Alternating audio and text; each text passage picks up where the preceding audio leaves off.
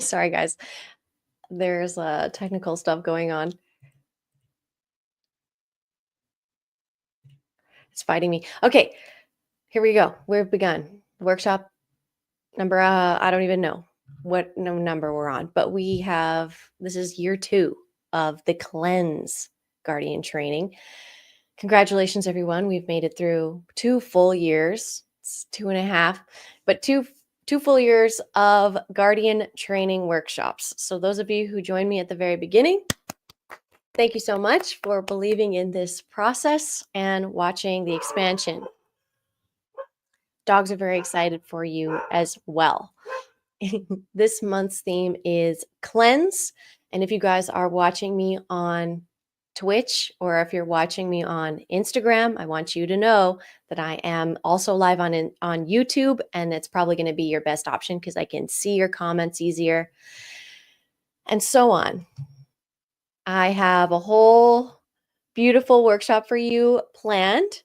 It's going to be a lot of fun. We're going to, again, as usual, break you out of the normal mind map of these concepts. I tend to not want to go in the direction that everybody's going with these concepts. I like to break and expand the box of these archetypes on these workshops with you. And so to do that, I'm asking you to get a pen and paper ready because I'm going to be encouraging some writing and some personal progress here. And hopefully, maybe you've been keeping a pen and paper or a notepad or a scribbler or a journal or something of all of the Guardian trainings that we've done. And you can flip through and watch all your progress and see the variety of things we've gone through since we started this last couple of years. So I see some of you are streaming in. It's nice to see you. And happy solstice. Thank you, Trevor. Thank you, Ashley, for being here. Let's go check and see if Instagram's working. Instagram is working, it looks like. Okay, that's a good sign. She's a little bit, she is what she is. It's going to be recorded on there too. All of this is going to be recorded. If you did not receive my email from ascensiondiaries.com or from patreon.com/ascensiondiaries, let me know. I'm hoping that those emails are getting to you. Let me know if any of them have gone into your spam folders or any of that information. That also helps because I'm paying money for an email service. So if the emails are not getting to you, then my money is going to nobody. So you know what I mean? So I got to make sure. I'm just going to check on that. And that's going to bring in the first part of our workshop. So let's jump right into it. So the prompt question for all of us before we get even into it is, what do we need to cleanse? What do we need to cleanse? It's going to be a different question for all of you. So get that pen and paper out, please. We're beginning, okay? It has begun. We need to know, what is it that we really need to cleanse? So you guys are all going to have a different answer for this. Some of you may say we need to cleanse all of the unmarked trafficking pathways and what they have endured. That could be your mission or your heart, your heart mission, or you need to cleanse from a bad habit, or you need to cleanse your garage because it's full of stuff that needs to just be thrown out and recycled or whatever, removed from your space. So write down, I want you to start working into that. What do we need to cleanse? What do we need to cleanse? Let's think about what we need to cleanse out of ourselves first. So write something down for what do you need to cleanse for you personally? Okay. Now, what do you need to cleanse in your family? What can use some cleansing in your family or your genetic, biological, quantum, entangled mass of beings that you're connected to? What do you need to cleanse in that area? Okay. Now, what do you need to cleanse in your house? Next question. Write that down. We're solidifying things by writing this down. So enjoy the writing down processes here. Okay, so your house you're cleaning. Okay, now we're going to go to your neighborhood. Where in your neighborhood or what? My speaking today has been really interesting. It's like I'm saying words slightly wrong.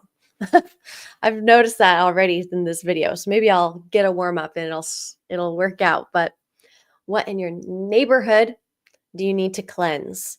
Perhaps there is a very busy corner where a lot of garbage builds up, and you've been walking past it or driving past it, and you're like, okay, somebody get the garbage bag, get some tongs or whatever, get some gloves, or just be, brave and pick it up and put it in trash and wash your hands and take care of it. So that's your neighborhood. Now, give you a second.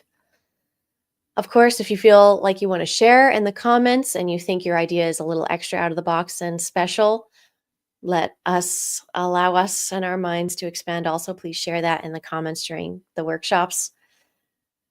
All right, so neighborhood, you're writing that down, you already know. Okay, now I'm going to expand it to your city. Where in your city could use some cleansing?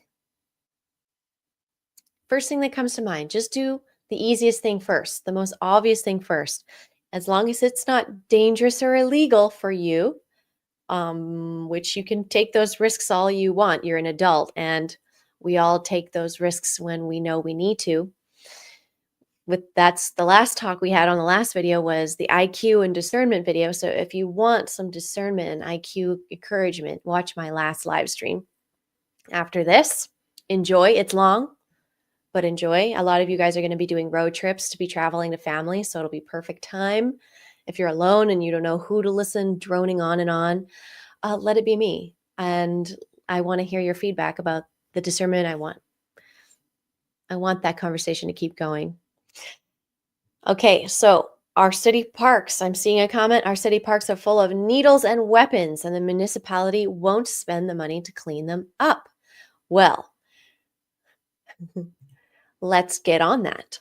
Let's not take no for an answer. It's your city. You cannot take no for an answer. So just get it done, basically, is the answer. And there's a lot of people who were raised that way who will, stand up to companies and service providers and the cities and their locals and their churches and their community leagues and so on, and stand up and be like, this is unacceptable. And this needs to be taken care of. And I'm not, a filibuster if you have to. Squeaky wheel gets the grease. And there's a lot of people who get off on just being a squeaky wheel for their whole lives, and it desensitizes everyone. So if you're like, oh, I can't be the squeaky wheel because we already got one of those, trust me, they're no longer a squeaky wheel if they've been squeaking and everybody knows them and it's been a year and they're still squeaking. You're like, okay, that's a mental illness. And that's another, you need another layer of help, not just civilian help. You need professional help. Okay. But thankfully, city parks, all that crap, still civilians can take care of that stuff. I mean, civilians put it there. You know what I mean? So it's okay. But thank you for your example, Trevor. I appreciate that. Excellent. Extreme level as well as very common in our municipalities. And this is exactly why we're doing this workshop, is to instill that level of self-responsibility. I'm giving you permission, because maybe your parents, your grandparents, your aunts, your uncles, your siblings, your peers, your classmates, your teachers, your leaders maybe have never said, you have full autonomy and permission to clean up this planet, your family, your body in gentle, virtuous ways. So we are going to bring in the 7 virtues and the virtues, or the fruits of the Spirit, that the Bible also speaks about in this workshop as a part of the cleansing energies and the sort of the intentions behind your cleanses, which is super important. So we've gone from your body, your family and your genetic lineage, your ancestral quantum entanglement group, your home, your neighborhood, your city. Now, of course, we got to expand it to your greater territory, whatever that is. It's a state, it's a province, it's even a country, depending on their size. For example, the greater borders of your, your nationality. What is it that you can do to cleanse that space? Write that down. Start thinking about that. I'm always here to expand your mind. We're going up the chessboard. So I'm checking the chessboard of your house, chessboard of your country, chessboard of your planet, chessboard of your galaxy. That's the direction I want to go with the cleansing. And perhaps you have an answer for all those layers because of the research and the synchronicities and the guidance you've been noodling along with this ascension. So some of us have information about other galaxies, other realities, parallel universes, other timelines, and so on. We've gotten that much information. And we know what we're doing now is intentionally living to either align or choose better than what is to come based off of where we're currently at. So we want to cleanse and fortify where we currently are so our trajectory to a higher and better timeline and this golden timeline for our whole planet, our whole solar system can be achieved. And that is what 2025 is going to embody. So as we wrap up 2024 and during this solstice season, at least us in the Northern Hemisphere, our winter solstice season, and those of you in the Southern Hemisphere, your summer solstice season on the 20th, 21st. We're in that window now. The energy shifting. We're shifting, from the energy from the Southern Hemisphere is about to shift back to the North, which is also why the fiscal new year and all of the money and so on shifts during that time of year as well. All the energy and shifts from south to north or north to south during these solstices. That's a real fact. That's real. That's basic. The truth. There's no religion there. This is not even mystical. This is straight up our reality in a way with our relationship with the sun and our earth, at least. Now, you can go to sleep and exist in other dimensions and realities outside of our earth and sun, but a piece of you is still here. So we always have to care what the properties are of where we're at, wherever we've sprinkled ourselves, in my opinion. And we're cleansing everywhere that we've sprinkled ourselves as well, is kind of the notes I've got for you on that. So we've got to move that conversation. So Duck Island, for example, those of you who haven't been around maybe the last little while, Duck Island has been a concept I've been bringing to the table and is going to be the major theme for 2025 as well, is not only just like this achievement of world peace, but also this more logical combination of land masses on our earth. Like we're only going to identify by the land mass that we're on, and we will only separate each other by the waters between us. Now that is poetic on many layers because there's many layers of water as well in our reality. There's many different states of water, but out of this water and within this water is where life can begin structurally and crystallizing basically, and these photons can begin crystallizing some type of more permanent experience, a well of time in a way where we populate. We're like popules of the earth and of time and of water. It's very poetic, and I can see why the physicists and scientists and people with advanced abilities to understand and research these concepts all end up coming right back to very basic spiritual principles, because it all checks out.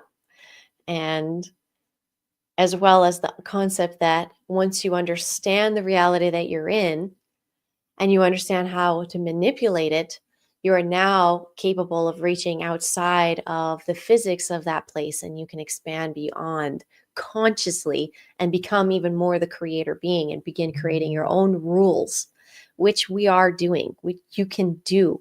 And when you are clean and you are cleansed, you can access those layers of yourself and of your capacity. And that again is what we want, those confidence and morale levels to go up in 2024 with regarding those capacities that we have as conscious beings. Now the conversation is happening.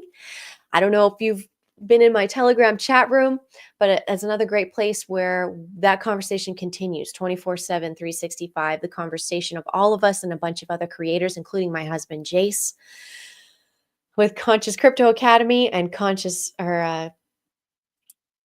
Origins. Wow, I like my brain mixing all those beautiful words together, but we're all having this conversation, and the verbiage that we're allowed to access and use is expanding right now because of what's happening on the news and what's happening in the sky and what's happening in the less dense waters above our heads.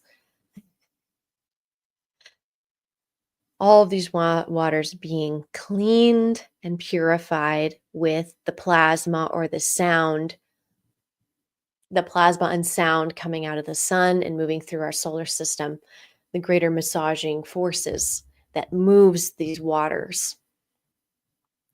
So for your body, so let's go back to the body. So body cleansing, number one, so I'm having an interesting leg with my body today, which is weird because I have been cleansing. So maybe I'm just opening up some new pathways.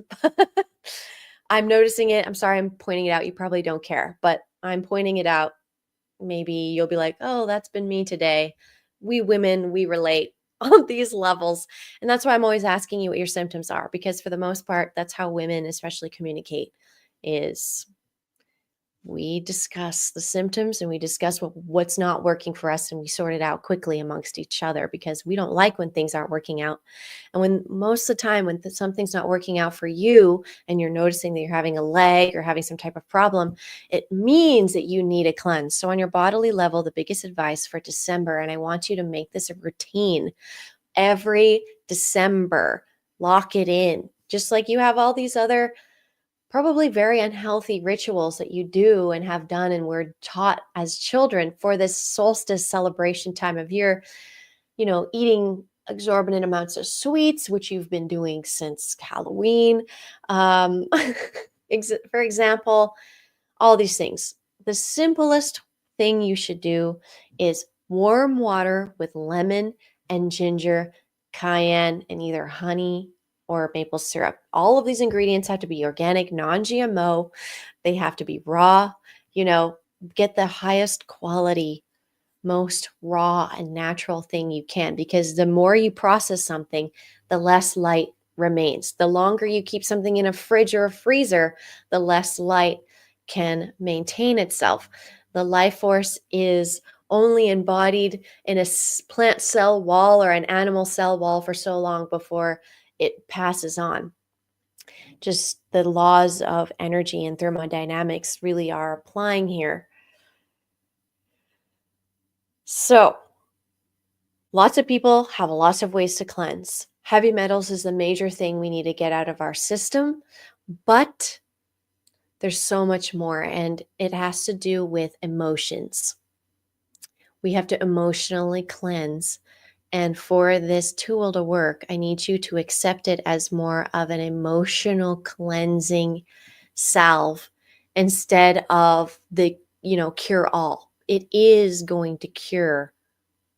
I mean, if you only had a cleanse of just lemon, ginger, warm, water with cayenne and maple syrup for like a 3 days or something like that, you would have a major cleanse of your body.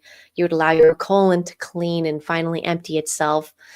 And the warmth, it's the warmth, and it's the bioavailability of all of these things together. They worked in unison.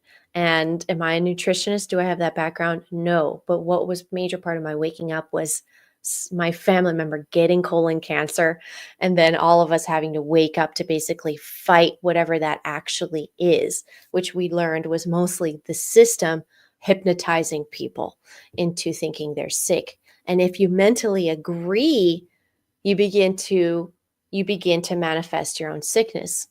So basically all they have to do is convince you that you're sick, and then you will perpetuate the illness. So you're harder to convince of anything when you've nourished and nurtured yourself, because you know what love looks like, and you know what loving your body looks like. And all of you guys right now, hold your hands over your heart right now and just say, I love my body. I love my body. I love what my body has done for me. And I love what my body is capable of. And I love being open-minded and free to transform with my body into whatever it is my heart and my divine will truly desires, and align me with the highest and best, golden timeline. I also tell myself I am the healthiest being that's ever existed, because in that singularity, and we are. So to just align with that truth and code that into your body, it is a convincing. You almost have to convince your subconscious of stuff. And people who are psychos can convince their subconscious of certain truths that are like certain things that aren't true, but they can hypnotize themselves into anything. If you repeat something like 9 days in a row, you can deeply hypnotize your body. So in the negative direction, that's been used against us a plethora of ways. You could probably think of 10 ways and write those down where you've been hypnotized and convinced of something that your body is not able to do or able to keep up with.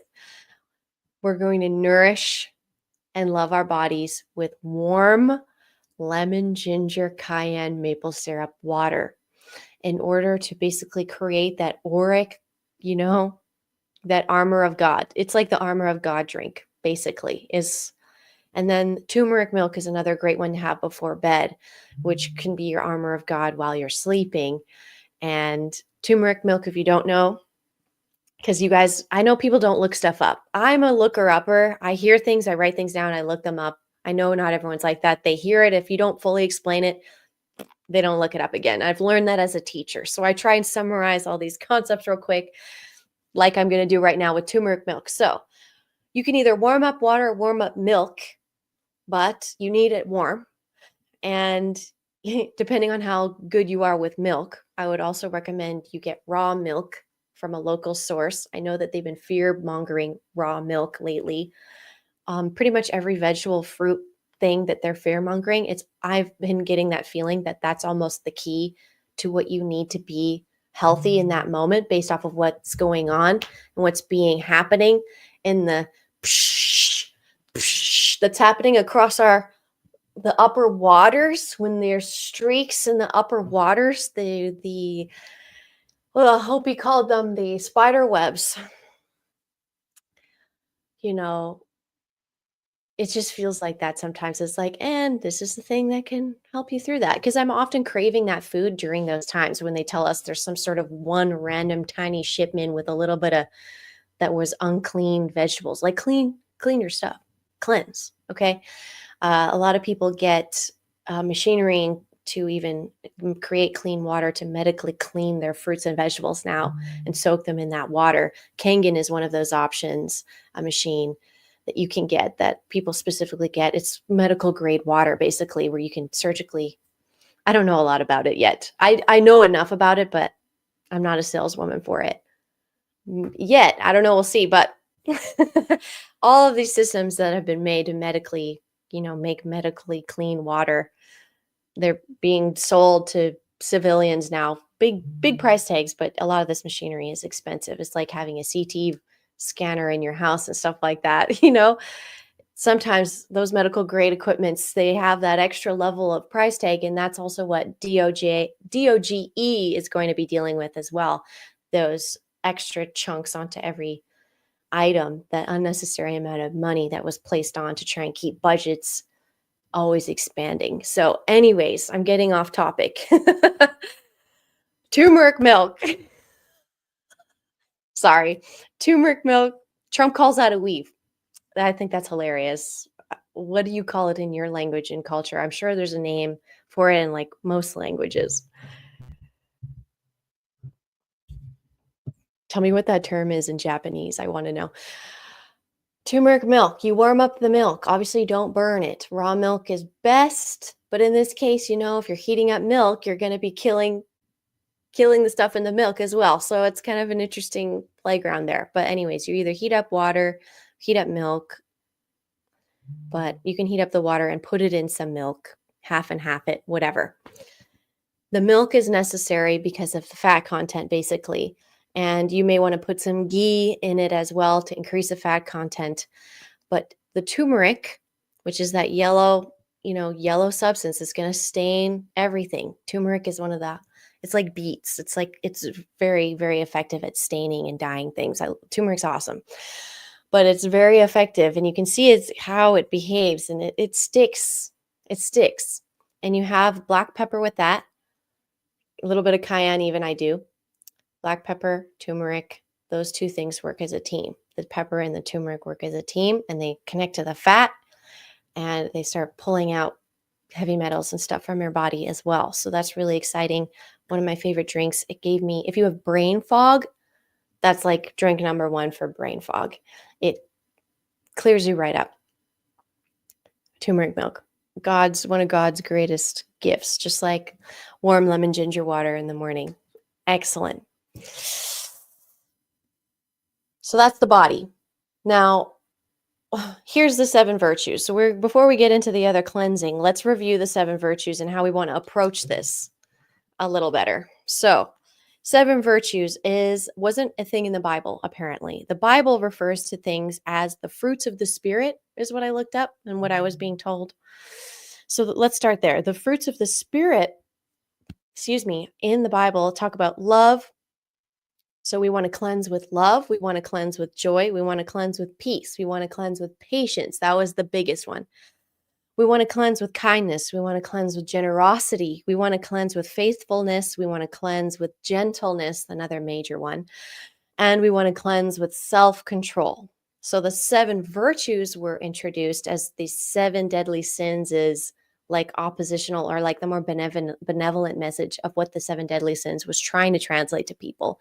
Because generations go by, and then the way you explain stuff doesn't hit the same way, and the lingo and the,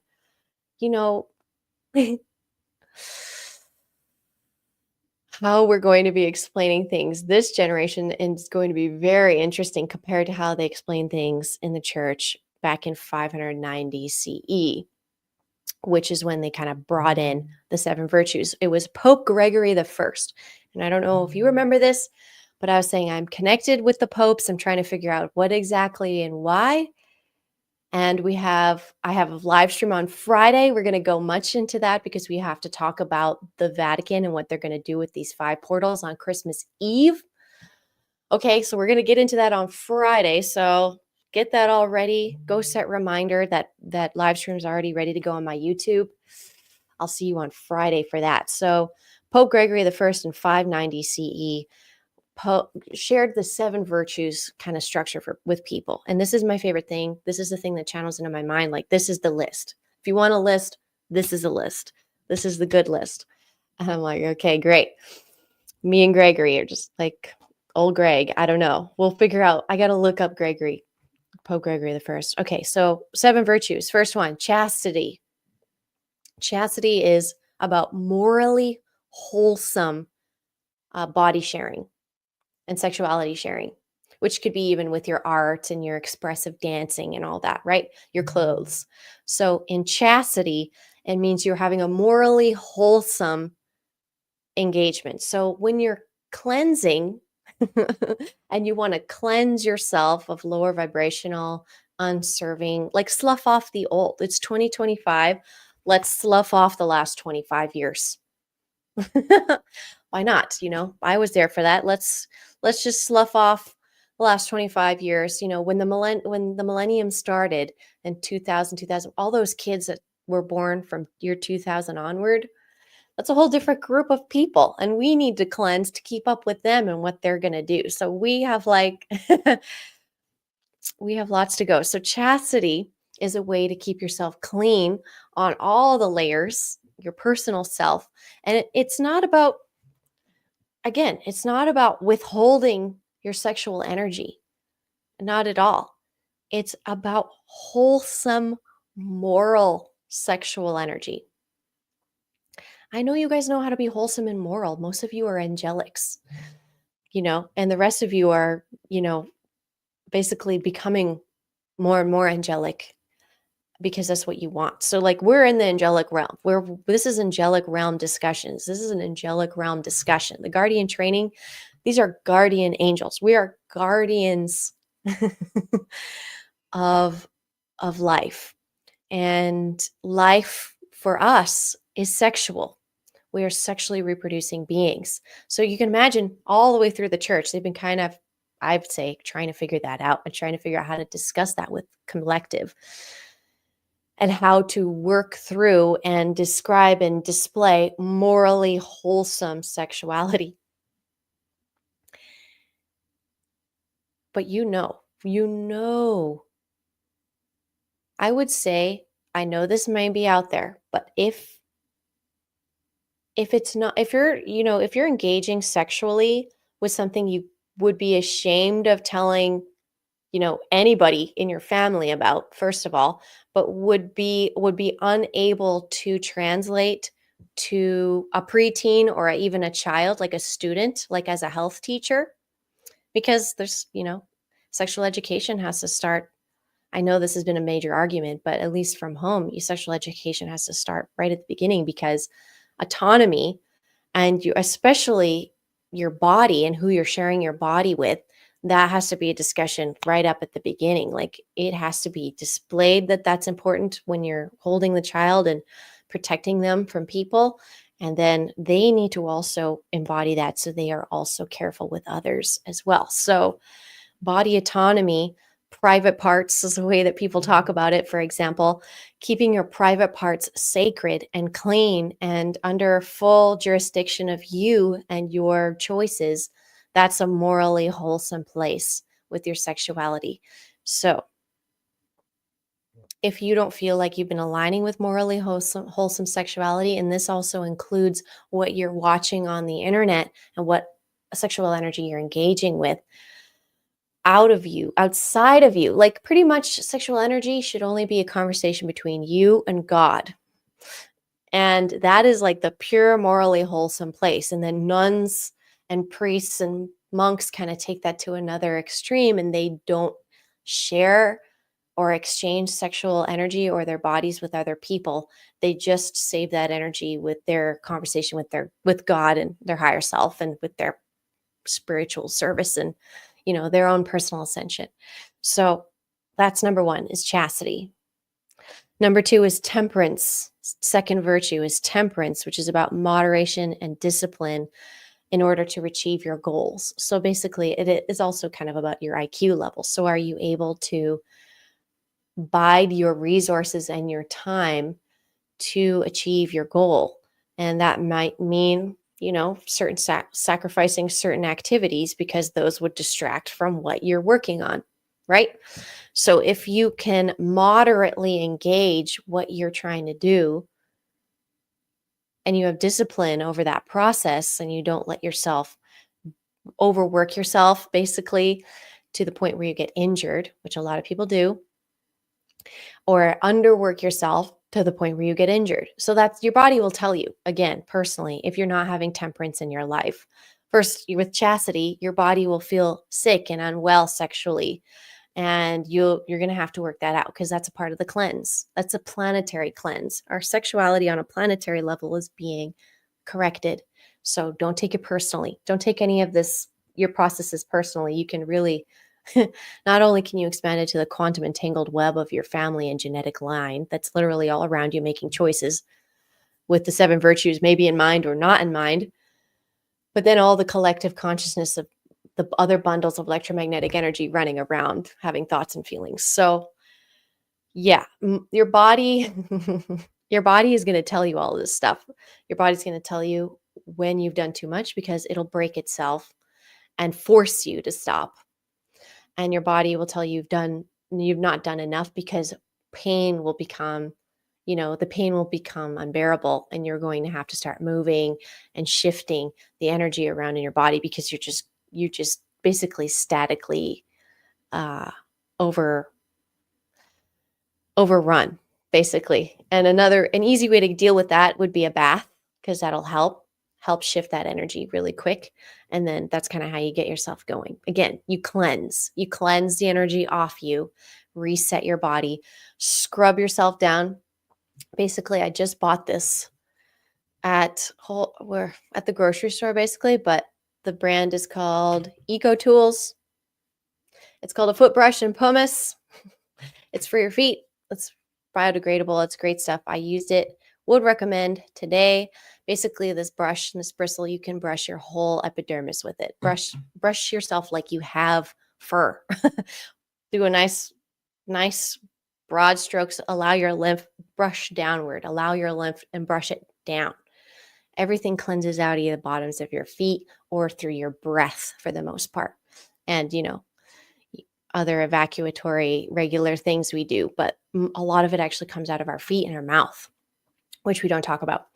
So this particular thing, I would recommend you do that and allow and push the energy through your skin and out of you. It's part of your cleansing on all, again, even spiritually cleansing, morally cleansing yourself, all of it. It works. You got to slough off those cells that made those decisions back in the day, because they're, you don't need them anymore. You're growing new ones with new belief systems that you're building based off of your old mistakes, all of your cells. So don't worry about that. So the next virtue is charity, which is great because I demonstrated that virtue in this particular workshop, because I was saying that, again, you can join today's workshop for free, or you can join through Patreon and support the channel and come back even for the next workshops as well. Like, lock yourself in, join on patreon.com/Ascension Diaries, or just join me live if you can catch me on YouTube, Instagram, or I think I'm on Twitch as well right now. And that was the charity, in a way, that generosity, which is in the fruits of the spirit. That was an overlap there, was generosity, charity, for example. And again, you give stuff without bragging about it. You just give what you can. Give what you can and smile and hope people like it and move on, Don't have expectations. Just give without expectations. I do these workshops and I give all my live streams. Everything I do on Ascension Diaries is, in a way, it's a lot of it is charity. Most of I don't even have paywalls like people do, and I've had to fight for that. I've had to fight to even keep my virtue of charity instilled, just like I've had to fight for chastity and I've had to fight for temperance as well. So these are things that we choose and we value, and we have to stand up for as well. So I've been there. And if someone's giving you crap about the charity you want to give, my goodness, I mean, obviously you feel bad for them because they aren't getting it. But you will still just have to do things in front of people, and they're going to watch the results and they're going to learn from you. And it's hard to get, the peanut gallery and the commentary sometimes. But are they going to do better? Are they going to do it for you? Are they going to help you? No. They just think you should do something else, but they aren't going to help you. So just do what you need to do. I'll talk on here. We're going to talk about the unclean things and the signs of the unclean. That's going to be a part of this workshop too. So very exciting. Next virtue is diligence. Well, again, one of my favorites. Finish the tasks that you are given. Show up where you say you're going to show up and be available and capable, and be diligent with the things you do. Make sure you're doing them quickly and on time, and don't leave them halfway through. Don't leave unfinished projects around. Don't say you're going to do something for someone and then just don't get back to them. You know what I mean? It's diligence. You could get back to them and be like, I know I said this, but I'm not available. That's a diligent thing to do. Just staying on top of all the little open carts in your life. You want to close up those carts and cash them out, basically. Imagine all the unfinished business in your life is open carts that you need to cash out and send. And do it diligently, do it quickly. Have, be proud of yourself for getting things done diligently. Make that a priority. If you realize you can't step up and do the diligent things, that's another sign that you need to cleanse, because something is blocking your process. It's probably heavy metals in your body. Anyways, next virtue is kindness. Kindness, a major value that the Canadians do have and are American and our Duck Island overall wishes to prioritize is kindness. It is a virtue. And kindness basically means that no matter what other people and other things are approaching you with, you do your very best to show them kindness and, also maybe get yourself away from whatever's going on. Kindly remove yourself, as they say, and that will go a long way. Next virtue is patience. Patience. What when my mother teased me, I was here to learn was patience because I am an Aries rising child, Aries rising, Piscean rising child. So patience for me, I wasn't understanding. I wasn't understanding why everything else was going so slow. I was actually really diligent. I was over diligent in a lot of things. And then I was standing there waiting and watching and being like, what the heck?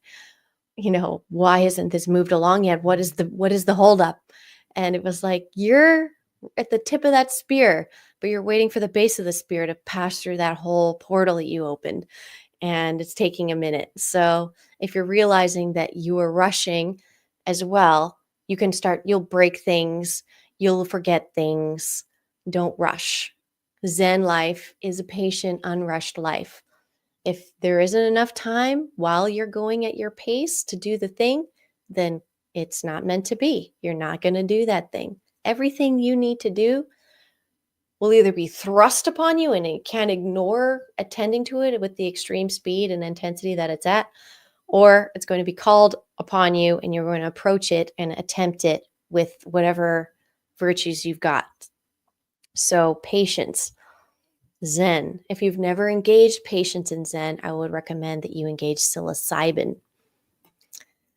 because it slows you down, makes you grounded, it just shifts your gears. And if you've never had your gears shifted out of whatever hypnosis is going on with the help of the plant medicine kingdom and the shamanistic sort of side of human mysticism and basically the coming of age that everyone should be doing as they go into adulthood, that this is a coming of age situation because it gives you perspective. So if you're struggling with patience, that's the direction I would encourage you to go. Humility is the last virtue. Humility, fantastic. It's having the capacity to realize that all the impacts and all the beautiful, amazing, incredible things that you're doing and you can see yourself doing could all be taken away from you and right away. So just be grateful it's happening. And B, if you don't appreciate it, it will be taken away from you. And people will learn from your mistakes and your public humiliation. You will be humbled by the universe. So how many of you have been humbled by the universe today, this week? If you realize that you're getting humbled a lot, you probably need to cleanse and engage the virtue of humility a little more. Who's the most humble? Somebody who's all generous, all chaste, all temperate, all diligent, all kind, all patient. These are humble people who know that through them and their actions, it's just divine will and their will aligning. So they don't take credit for what's going through them. They just join the kumbaya of being one and watching God move through all of us and being humble when it's your time, when God's moving through you. Be humble to that moment, enjoy it, be grateful, savor it. You don't need to brag, you don't need to tell anybody because probably they will notice and you'll be very busy with whatever it is that is happening through you at that time, whatever's creating through you. And for the most part, a lot of people who are very, very successful in something, they often say that it was not their plan to do that thing. It was not their goal. So it wasn't their ego, is what they're saying. It wasn't their ego that achieved this. And it's not a win for their ego. It's just a win for the world. And it happened through them coincidentally, is pretty much the overall impression you get from a lot of people like that. It takes all the pressure off. Humility takes the pressure off. It's an excellent virtue. Oh, I'm just humbled by God every day. I'm humbled by God, what God can do in my life. I'm humbled by what God does through me. I'm humbled by what God does through other people for me. It's an amazing feeling. It's an amazing statement to be in awe of this massive machine of particles and light that's moving around and creating this beautiful mutual holographic picture of photons that we're living in is incredible. And, just step outside of yourself and know that you're not in charge of saving the world individually all the time, but you may be called upon those moments, and we all will be. And so we should all recognize that within each other. And that also breeds that humility. Is like, I know that miracles can happen through you and they can happen through me. And what is a miracle? It's so much more than our egos and our desires. So that is the 7 virtues I want to bring in and kind of instill with how you approach cleansing your body first.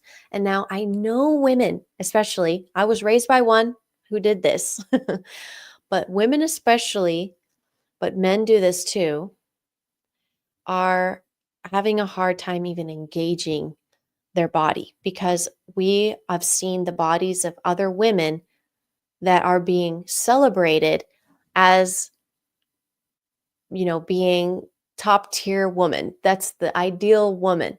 And if we don't identify our bodies with what's being publicly identified as the top tier woman, people, especially women, will begin to abandon their bodies and stop identifying with them because they aren't feeling that connection. They're feeling alienated by these articles. So everyone getting pissed off with all these magazines and all of this advertisement with all these airbrushed women and men really did cause a lot of problems. It really did.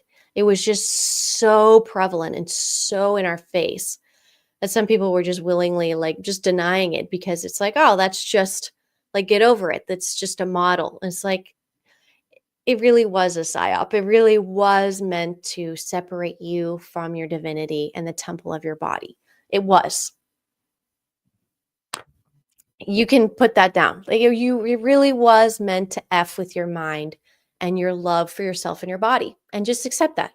That's exactly what they did. That was what they chose. You are the rats in the experiment. Don't be the rat. Don't let the experiment work on you. Don't be the rat because that's what they think you are. If you fall for it, you're their rat. If you don't fall for it, you can start doing experiments on those guys. I'm just saying, you're either being experimented on or you're experimenting in this life. And that's where the 7 virtues come in because we want you experimenting with those 7 virtues locked in. And that will reciprocate towards you. So if anyone's experimenting with you, again, those 7 virtues will be considered. So know your standards of operation so that will reflect back to you as well in the reality. So you need to just basically shake it off. You are divine, your body, gorgeous work of art, perfect. It is unique, and God wanted it. It has, it's more than you and your ego. Something wanted you here. It wanted you looking exactly that way, and it wanted you functioning exactly that way. And from that place, it wanted to experience mutation, shifts, manipulation of energy from that base place that you were given. And you were given this Play-Doh, basically, of a body to mold and morph, but with those 7 virtues, with the right attitude. And that's what people who do martial arts, and again, these monks and even nuns, they do that stuff. They go a little deeper in refining their bodies and their temples. And again, we're going to talk about that on Friday, the 5 portals being opened. We are a 5-pointed being. So we've got a portal. We've got 5 different portals. We've got 2 feet, 2 hands, and a head. Those are portals. So we got to make sure that all those portals are sorted out and clean and happy in our temple. Those are the 5 points to worry about. And then what's in between those 5 points?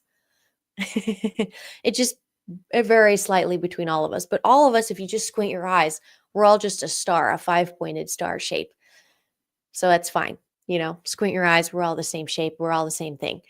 And that's what I want you to think about too. Like, that's how world peace happens. World peace is squint your eyes, we all look the same. Great. Good job, humans. The problem child race. Humans, get peace amongst yourselves. Get those 5 portals aligned and mutually respected.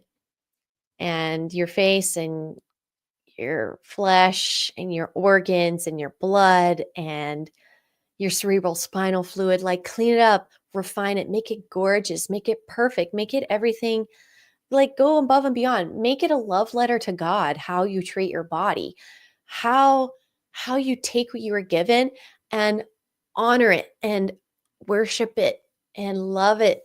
And you don't have to tell anybody, because it's just going to glow off of you, and you're going to attract people who feel that way about their bodies and treat them the same way. Like I said, everything you do to yourself and your lifestyle, it's going to populate and come back to you outside of you. So if you want if you want a whole bunch of DJ friends, but you don't know anybody, start DJing, and boom, everybody who wants to talk to you about DJing. It's that easy. So, ladies and gentlemen, your beautiful temples and your individual selves that you are cleansing it on all multiple dimensions, every single dimension, every single angle, spiritually, physically. You're cleansing it and you're replenishing it and refreshing it every day. Like I said, morning and night. It's happening. Every thought, you're cleansing your thoughts. Every thought you don't like, bring it back. Don't send it away. That's maybe what the meditators do, but don't send those icky thoughts away. Bring them back. Bring them right back. Be like, whoa, whoa, whoa, whoa. Excuse me, unclean thought. Let's clean you up. Let's clean it up. So bring it back. We're going to workshop this unclean thought. What are we going to do to morph it into a clean thought and then send it out?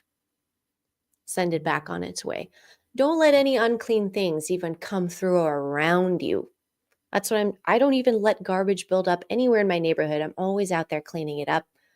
Everywhere I walk, everywhere we go, I'm picking up trash. I'm beautifying the world everywhere. I don't have to all the time because someone else has done the job, thank God, and that's what I want.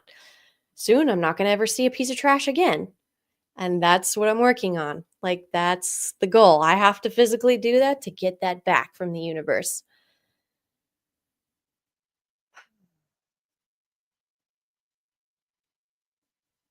And a lot of what you need to cleanse from will show up on your face.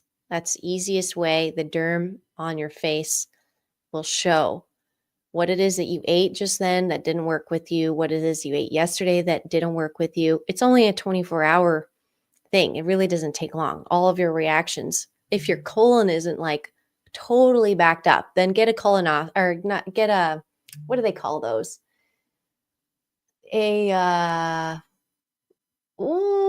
guys know what I'm talking about, where you go in and you get your literal colon like filled with water, warm water, and they just like empty you. Basically, like you're some sort of septic tank of an RV. Like, what do they call it? A colonic. Yeah. Get a colonic. Some people are doing them all the time. If you have a kapha dosha as well, which is like the slowest processing dosha or the slowest processing Ayurvedic identifier for your body type, get a colonic and then do enemas regularly if you feel up to it. Yeah, we're way past that, you guys. Like, we have to talk about this stuff for real. So that's your body, personal self. We've got yourself sorted out. Decorate yourself, love yourself. Research everything that touches your face, goes in your mouth. Up the quality. Do it for God. Just be like, I'm doing this because I'm doing it for God's, to respect God and respect this vessel and respect my life. Because some of us have experienced very scary near-death experiences. Not all of you need that for this lifetime. Maybe yours was last lifetime and you're good. But some of us have experienced multiple near-death accidents. I know some people who have had like a dozen. Like there are some of us out here who have endured a lot. And that is PTSD. That's also stuff you need to cleanse out of your body. So whatever you got to do, whatever you got to do, don't be the rat. Don't be the rat. Don't surrender to the experiment. Become the experimenter. You're being given an opportunity to mutate something. You're being given an opportunity to create a better opportunity. For example, and your skin, like I said, sloughing off a layer of skin, just brushing yourself down, getting that stuff up on a daily basis. Even tell your body that, hey, dump more stuff because she's getting rid of it. You're going to train your body to even release more at a time. And that's why you have to start slow. So basically, some people hate themselves, is what I was getting at. Some people hate themselves. They hate themselves so hard. It's awful. I love people who I've watched hate themselves and abuse themselves. I've watched them abuse themselves with cleanses. There's eating disorders, there's cleansing disorders, there's a lack of temperance there and a lack of patience with yourself. And that is not virtuous. I know if you're not well, you're probably going to make bad choices. It's hard at the beginning when you want to cleanse to kind of even embrace it because there's so much buildup and crap. So you're probably going to make some mistakes near the beginning of your cleanse. But the number one piece of advice, and like I said, warm lemon ginger water for a month first to get yourself warmed up. The advice is always take it slow and introduce things slowly and change things slowly because your body is slow. It needs time. Women's bodies take a whole moon cycle to process through their whole myriad of hormonal, I don't know what the word is, hormonal selves.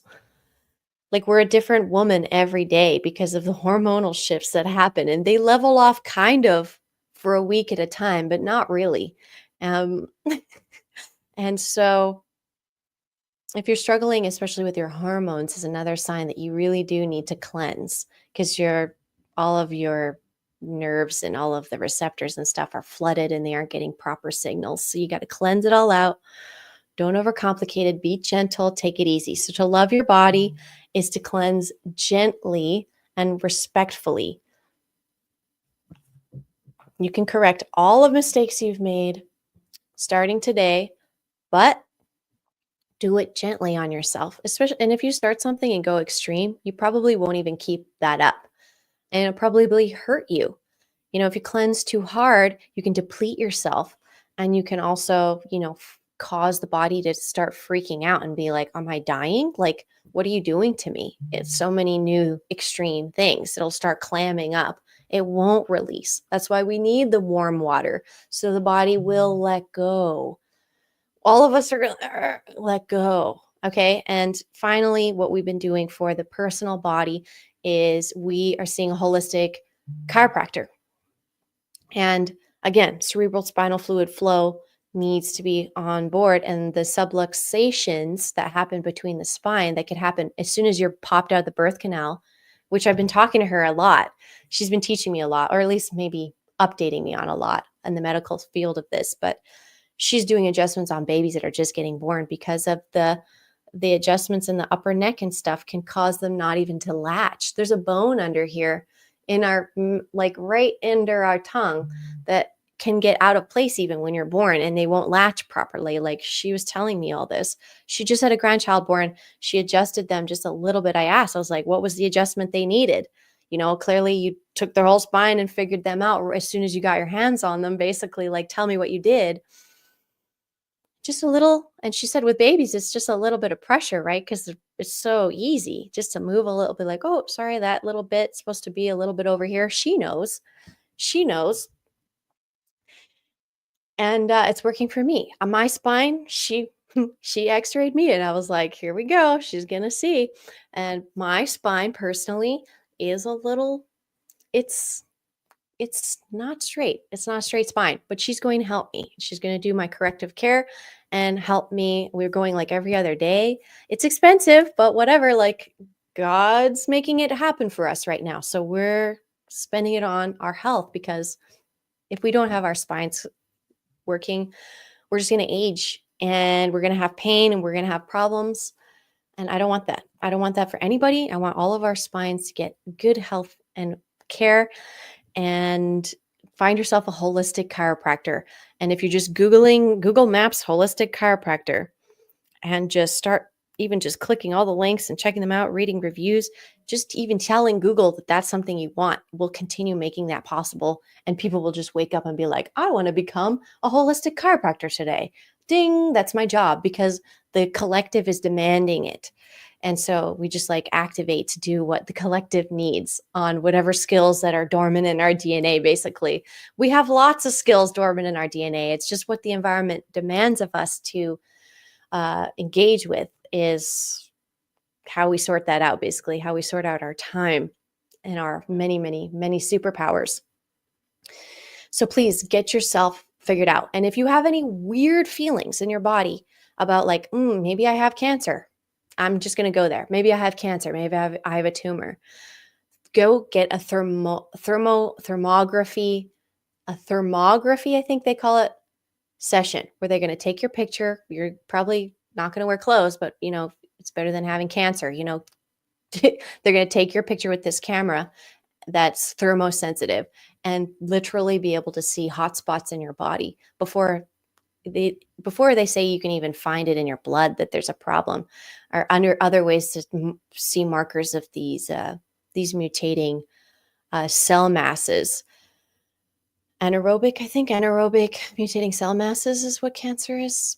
It's basically cells that have like inverted themselves and are causing issues. And they just need to be killed by your body and sloughed out. But if your body doesn't have those times, especially all that time to sleep at night and regular fasting, which means you just, especially for women during our period, we can fast during that time. We naturally don't get hungry, really. After the bleeding kind of starts, they say, you don't get hungry and then you need to replenish. But right before you're hungry and then you're not, and then you have to replenish. Ladies, men, just in case you didn't know that, it's usually the routine. But women, we do a cleanse every month, people with wombs, I should say, wombs that are active, postmenopausal women obviously don't go through this process anymore. But women who are menstruating have a cleanse every month, obviously. And this does major, major help. And the men in traditional, I want to say indigenous, the most recent kind of crew of indigenous American people running around out here in the deserts and stuff, they were doing sweat lodges in order to do those cleanses for the men, because the men weren't getting that same level of cleanse every month. They needed something just as biologically demanding to cause their body to go into that cleansing mode. And again, so many religions in our world also do fasts and cleanses for like a long time, like Ramadan and Lent, for example. Those kinds of things have worked their way into cultures of some people, but people don't do them for the right reasons and blah, blah, blah. So just overall, get a holistic chiropractor.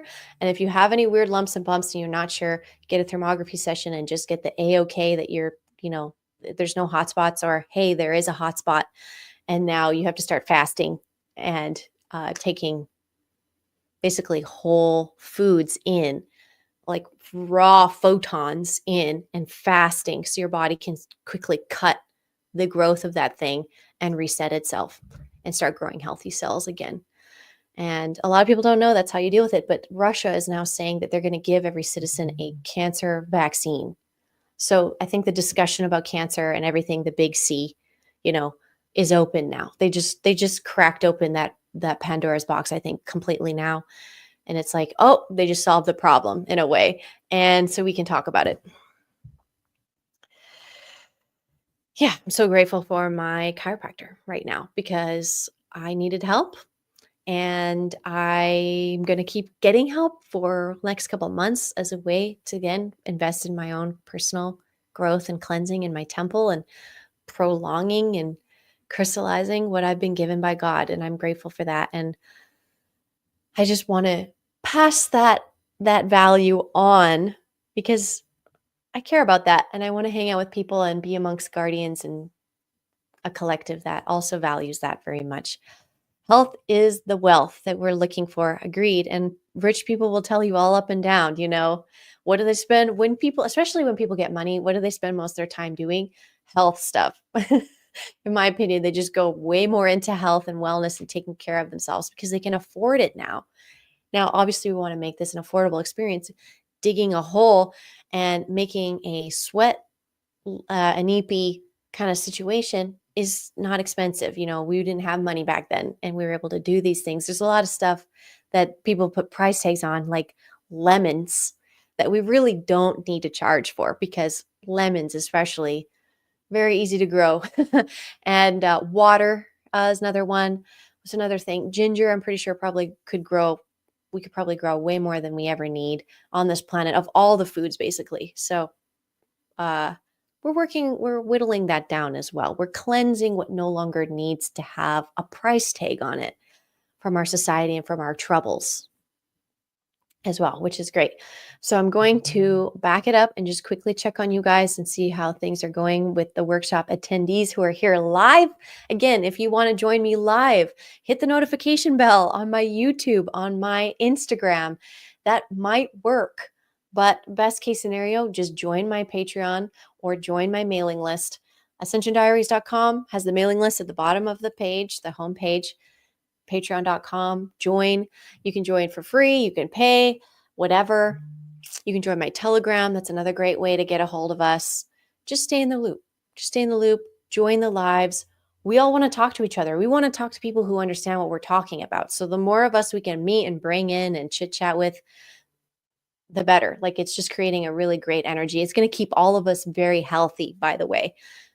Group health has been super underrated. So that's the next tier. So we did you, and now we're going to go to your group or your genetic group. So before I do that, let's quickly check on everybody. Turmeric milk is called curcuma piens in Latvian. Very nice. Beautiful. Really great overview and reminder of the 7 virtues. Thank you, says Carol. Appreciate it. I love it. Hi, beautiful soul family. Oh, nice. Everybody's making it in where they can. Yeah, we've got colonics. Don't forget about that. We've got coffee enema as a home option, and they have enema options where there's a glass container. You can use like a glass beaker, so you can hold this stuff in glass. The tube that you pass it through is medical grade, but again, it's tricky. It's tricky. It's like even getting the right, getting healthy materials that aren't going to like slough off any plastics or chemicals, forever chemicals, whatever, into your body is what we really have to keep an eye on as well with all this stuff too. So if you're like, ew, the applicator of that thing doesn't look good for me, try another option. Like, keep looking, be patient, but be diligent about getting that sorted out for yourself, right? Love the theme. I love Ayurveda too. Just did a Kichari cleanse and am hooked. Highly recommend. I've never heard of a Kichari cleanse. It sounds wonderful. Very cool. And how are, thank you. Yeah, loving the Patreon updates. Thank you, Nicole. Bounced off to book a Cairo appointment just now. Very good. Book them up. Book up your cerebral spinal fluid expert that you trust and make sure that them fluids are getting massaged and loved and looked after all the time, because you want to last. Do you want to last or do you not want to last? If you want to last, you're going to have to do the maintenance on the vehicle that you're driving. And that's what we're here in Guardian Training to do every single month. We're doing the maintenance on your vehicle, spiritually, physically, all of it, just to keep touch. Like, we're looking after each other. At least we're taking care of each other here at Guardian Training.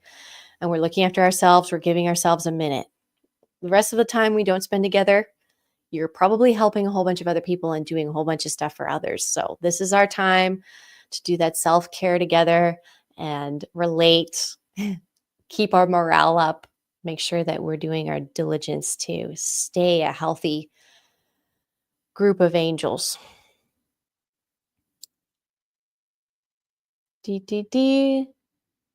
Raw milk cleanses radiation from the body, says Shelly Speaks. Wow, that's cool. I haven't heard that one. I mean, gosh, the cow beings overall, the Hathor, like what they've done for us and our planet, I think about them all the time. They have such a unique and very powerful role for us in this ascension. And it brings me like a big wave of emotion because it's just like I feel them. I feel them and I feel them in my heart and I feel them. I felt them all my life. I grew up in Canada's Texas, and Texans know, like we all feel the same about cows. It's just this intense bond and understanding, and it's all also like this moral intensity. And as we spiritually advance these next few years, I'm excited to see how the cow collective steps in and their consciousness speaks to us. Like the cows could be the ones driving the drones, you guys. Like think outside the box. There's other intelligent races that are trying to make themselves known to the civilian population more. Okay, I see another comment says, my body is my lover, my neighbor, and my enemy. Oh my gosh.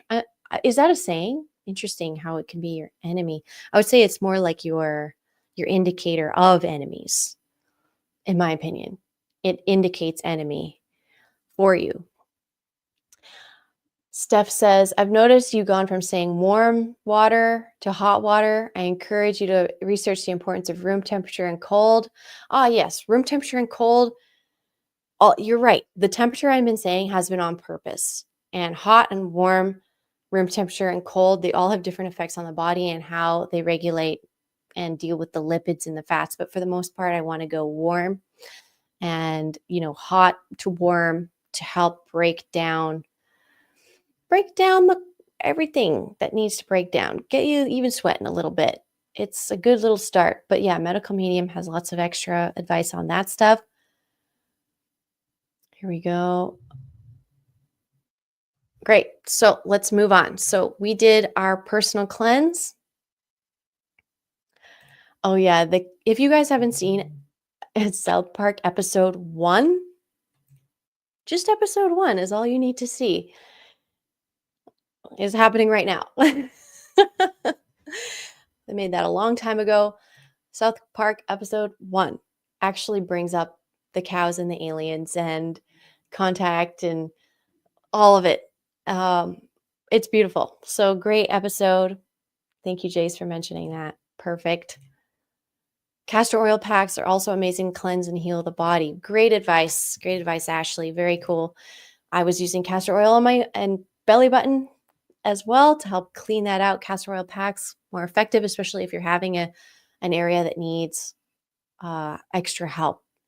Castor oil packs will that castor oil will soak deep, deep, deep into your body. So put it on top of whatever problem place, no matter how deep the problem is, it will soak in. And you can look that up with Edgar Casey's work as an example. He's pretty famous for that. So cleansing everybody else. Good job. So you guys all know the clever things that you've done to cleanse yourselves. I could go on for hours. And thank God the internet has become an incredibly diverse and fortified space of health and wellness and knowledge. And now they're basically stopping book burning as well, which can go both directions. But hey, it's better to know the evil than to have it hidden all the time. It's know the evil and outrightly not choose it is best. And being, free speech, they're like, well, what about hate speech? It's like, yeah, there's going to be some hateful people, but we're glad that they said something so we know where they're at, and we're not going to probably elect that person any sort of responsibility. We're more so going to go, hey, you seem pretty hateful. Do you need to go to the chiropractor? You might have some subluxations from childbirth that are causing you to be a gremlin. You know what I mean? Those are the kinds of kind, understanding, patient, humble, tempered sort of things that we could say and work with each other on as we continue. The more we cleanse, the easier it will be to help the cleanse happen on a grander level and with our families. So you cleansing yourself. I don't know if you guys know this. I'm going to just state the obvious for some of you, but your genetic lineage, all of your relatives that are blood related to you, are quantumly entangled into your body and your genetics. So everything you do to yourself will also happen to those people. And there's nothing you can't, you know what I mean? That's it. Like, that's the fact. So, as a light worker, as an angel, as someone who is expanding their consciousness and wants this world to be a better place, what is it that you can do to change other people without infringing on their free will? You start with your family and your genetic lines, and you do that by shifting your body and are actually making genetic markers turn on and off in your body that your family isn't. And it will quantumly and genetically and instantly cause a shift in those beings that you're also a piece of. Which is why they say, like, if you want to help the world, help yourself and cleanse yourself and clarify your vessel, because that will not only take care of you, but it will take care of all of your genetic people.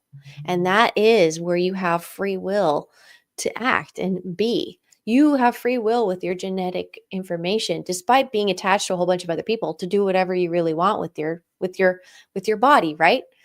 And people really take advantage of that. And they do not understand that their actions has consequences for their mom, for their dad, for their grandma, for their siblings. I mean, if you were the first born in your family, you're the first in the womb, like I was. The babies that are born in that womb after you are even more a piece of you than they would be, any other way. Like, they're literally also a part of you. So if you're the eldest sibling, your genetics and how you are made and combined is also being built into the next generations coming out of that womb. So you have this, in a way, this parental energy and this responsibility over your siblings too, which is biological, it's genetic. You should feel that way because, again, if the parents die, the eldest sibling is the next in line to continue trying to keep the survival of the genetic line, which includes making sure that their siblings can also reach sexual maturity and try and go and make some more people. So again, your eldest sibling, you have a huge responsibility to clean yourself, keep yourself clean, and keep pursuing the best opportunities for your family and for your own body and your own genetics, because it will reverberate to your family. And that is your duty, and that is your honor, and that is your charity, and that is your gift and your generosity. You don't have to go out of your way to do all of these virtues. There is subtle ways that you even just speak and live and act and make your choices that can reflect all those virtues and keep them steady. It doesn't have to be this huge show. That's not humble to do that, right? So don't make a show of it to your family like, you guys don't even know that I'm fixing the genetic lineage, and there's nothing you can do about it because I'm going to fix us. That kind of attitude, it'll get you in trouble. Again, so don't get too big for your britches. Try and stay humble, because bigger, crazier, harder things can come meet you if you don't seem that challenged. So accept all the challenges, big or small, and be grateful. Be like, okay, thank you. And sometimes challenges come on to me and they're too much. And I just have to have that moment where I sit with myself and I go, okay, I've had enough. I've had enough. And immediately, like, as soon as I hit that 0 point and in that meditation, the universe can shift and switch gears finally and be like, oh, you've had enough. Good. Here's a phone call you're waiting for. Great. So yeah, if you've had enough with the way you've been feeling, and if you've had enough with your health being not great, just have that moment in 0 point with yourself. Sit with yourself and be like, you know what? I've had enough of this. God, I'm ready to cleanse and be, the light on the hill. I'm ready to serve me and my genetic lineage and being and purifying my vessel and creating a better world and a better environment for all of us to be in. Just show me the way, show me what's next, and just allow yourself to sit in that 0 point and accept it and release it and trust that, the next stuff that comes in is going to tiptoe you along that path towards your next goal, which is aligning with being cleansed, purified, joyful, healthy. So, your cleanse is going to help you and everyone related to you. Congratulations on some level. You may not even know how, but hey, you're going to see them over Christmas and they're going to turn to you and they're going to be like, I was thinking about you the other day. And then I got a bonus check and it was so great. And I was able to afford to go to the chiropractor for the first time. Just like you told me you love going to the chiropractor, I found a chiropractor. And oh my God, I can finally breathe. I can finally turn my head. I can finally walk. It's a work in progress, but I'm so grateful. It'll be like that. And just savor it. Like it's like that's coming. If you know the physics of how this works, you know that those things are coming. So you can look forward to them. Look forward to them and look forward to them happening. Just like how I know when someone is disrespecting me and I don't deserve it, because I'm a Libra. So trust me, I remember everything and I weigh everything.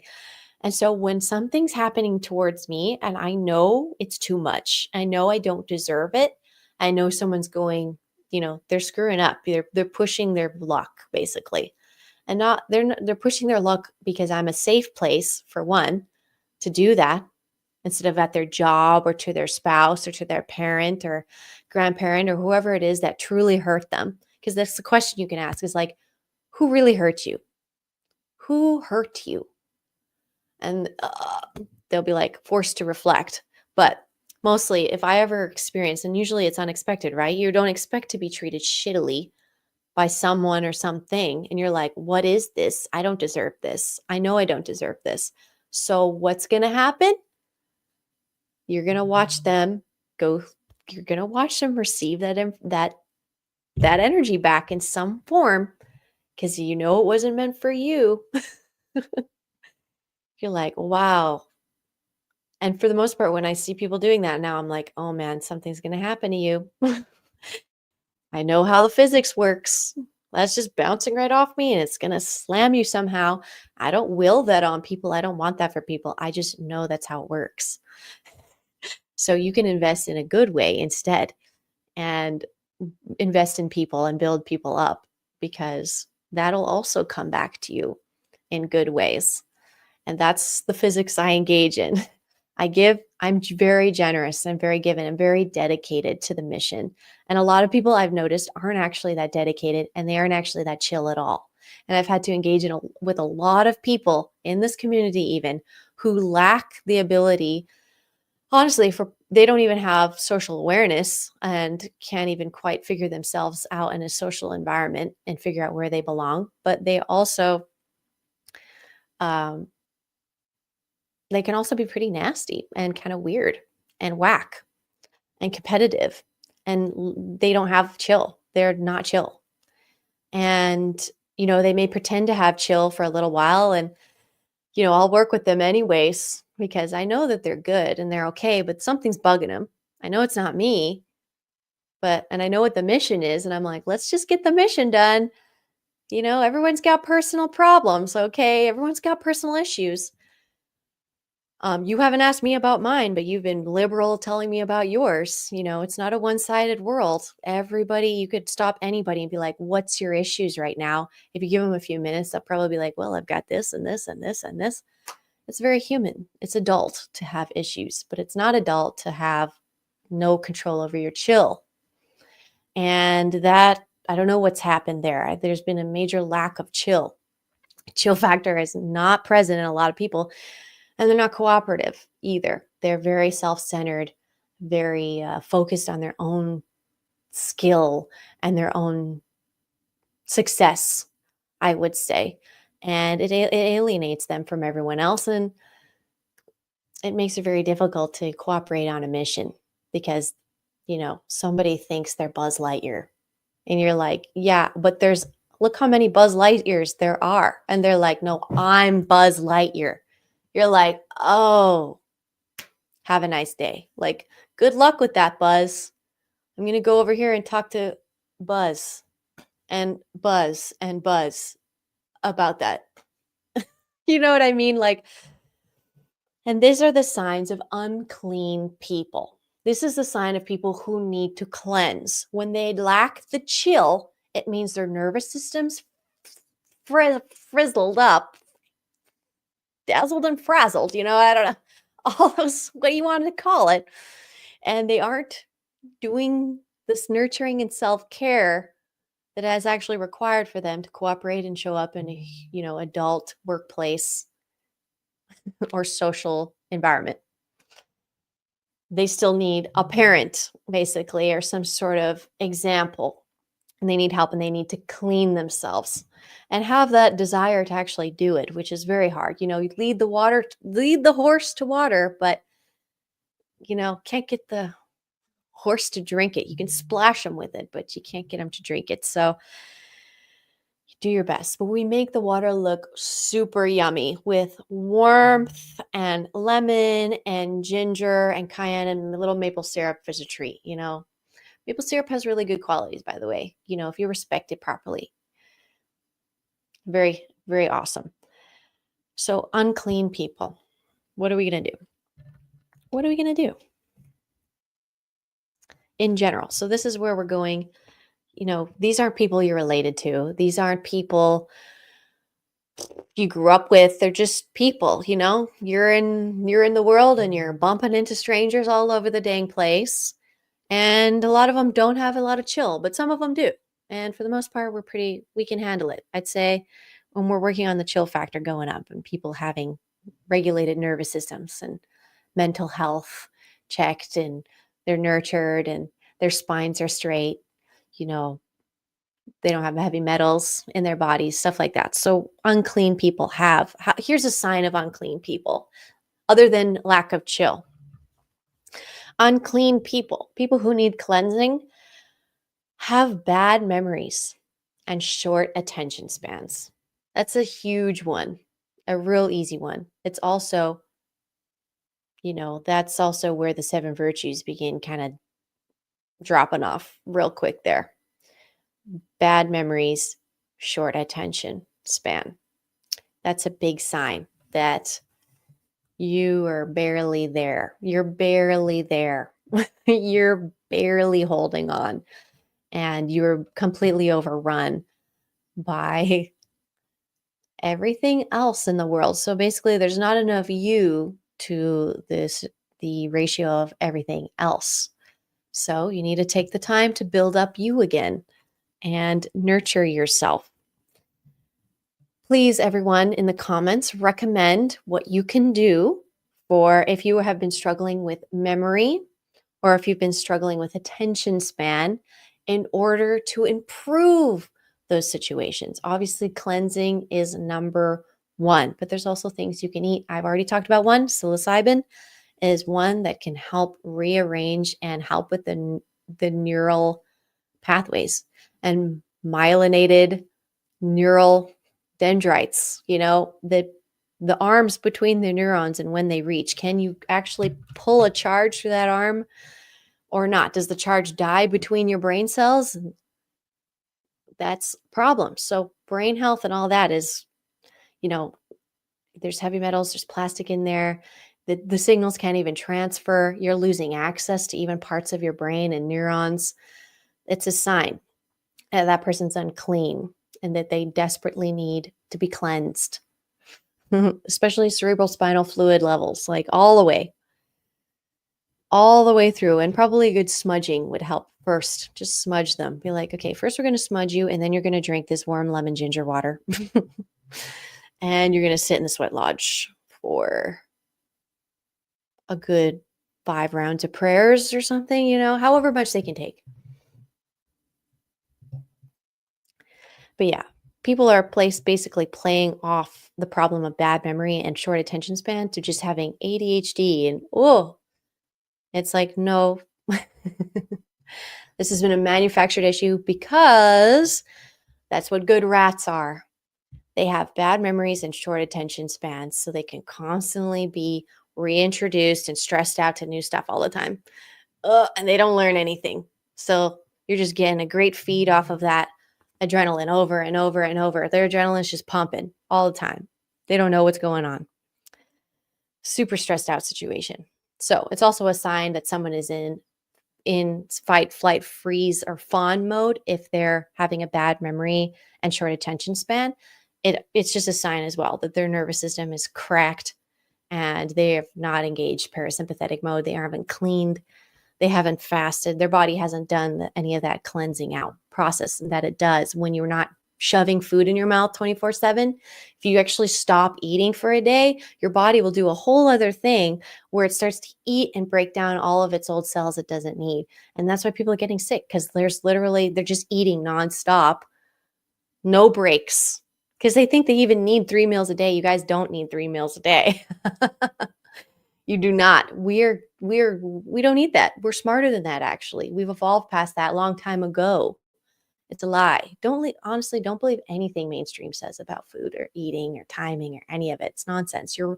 The mainstream media is just informing the lab rats what they want to do next with the experiment. Are you a lab rat or are you not? It's simple. They should, yeah, like I said, it's just reactions they're trying to instill in a populace. So, yeah, rough times. And basically, a lot of people say that the fruiting bodies of a lot of mushrooms help rebuild your neurons because they're all the same. The mycelium and the fruiting bodies, it's all the same shapes. It's all the same thing in the body. All right, we've got a comment for the cleanse.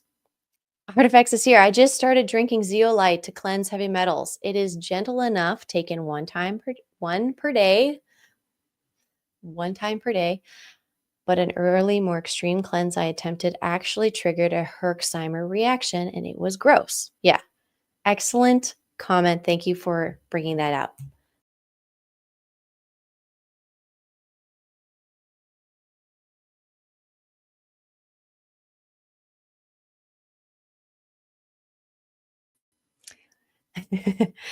So another sign of unclean people.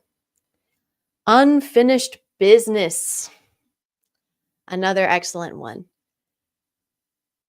You know, bad people with bad memories and short attention spans, they tend to have a lot of unfinished business as well. And people have good hearts. Like, people want to be wanted, they want to be communal, they want to make people happy, they want things to go well, but they just can't hold up, they can't keep it up.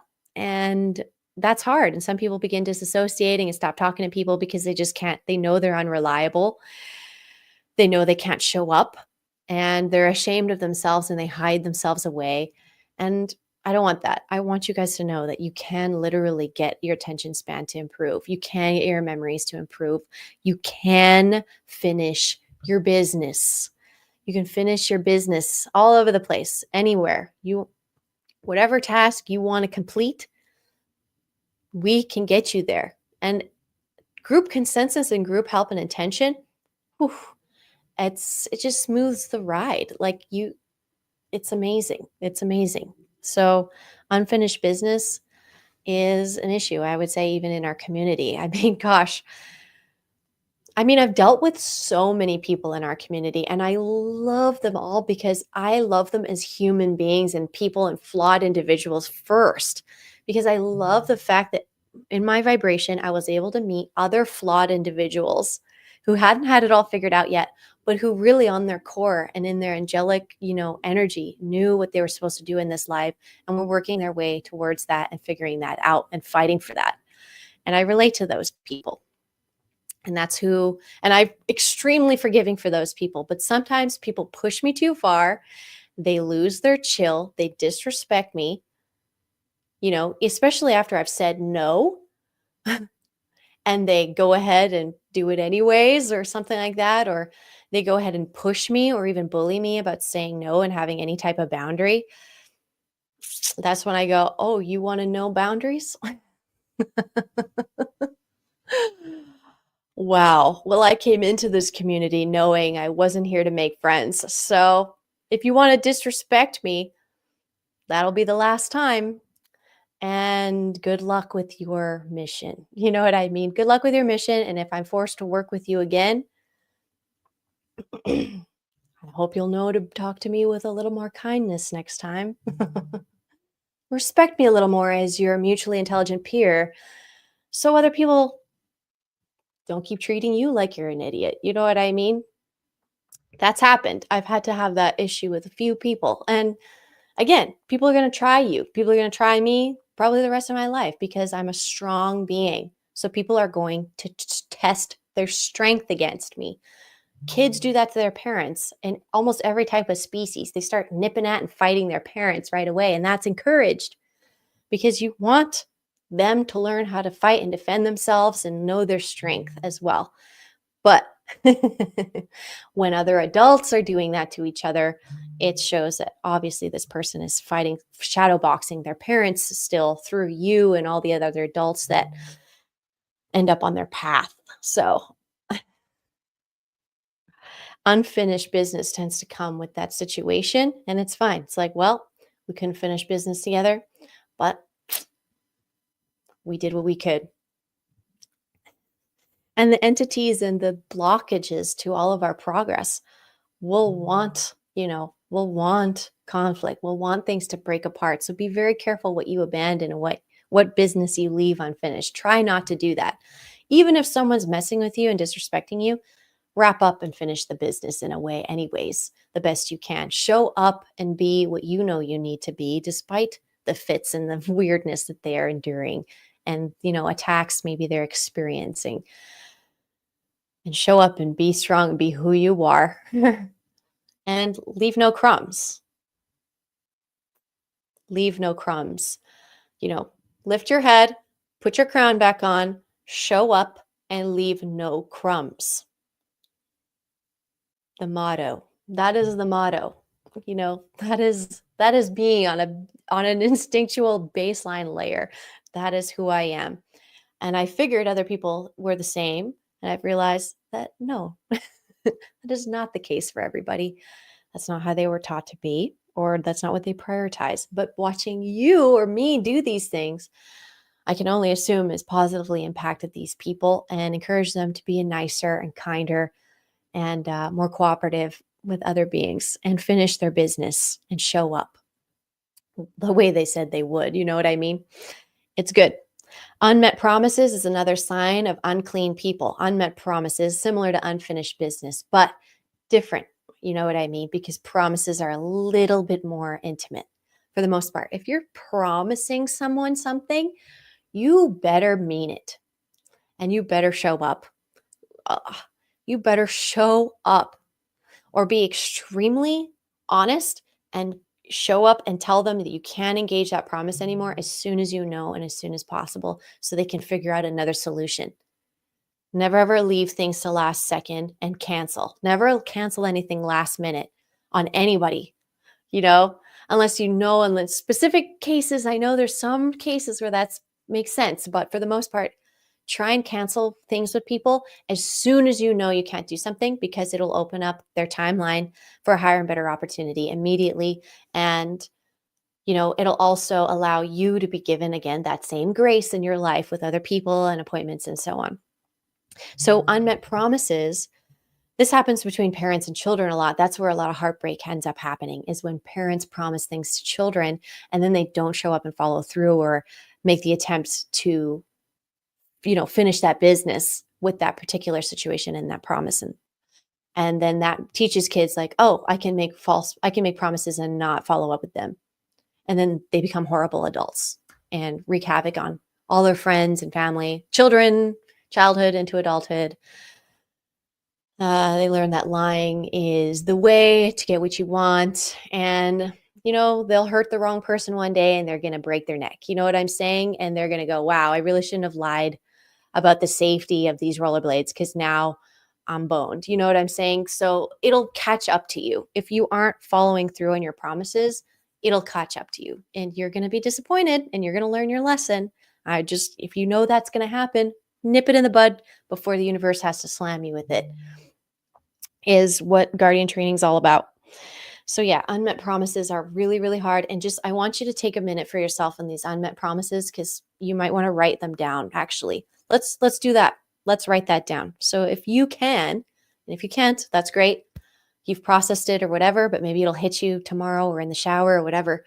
But what unmet promise still lingers in your heart?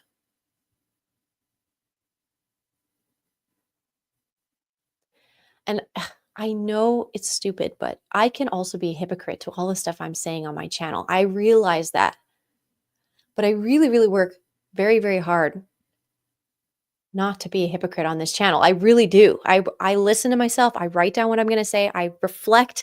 All of this is coming from out like weeks of meditation, years of spiritual work, and I'm trying to distill it finally and crystallize it into something I can give back to the community with, right? So yeah, write down these unmet promises. Even so dumb, it could be like, oh, I was going to get you this toy for Christmas, I promise. And they never got it for you and then never acknowledged that they didn't get it for you.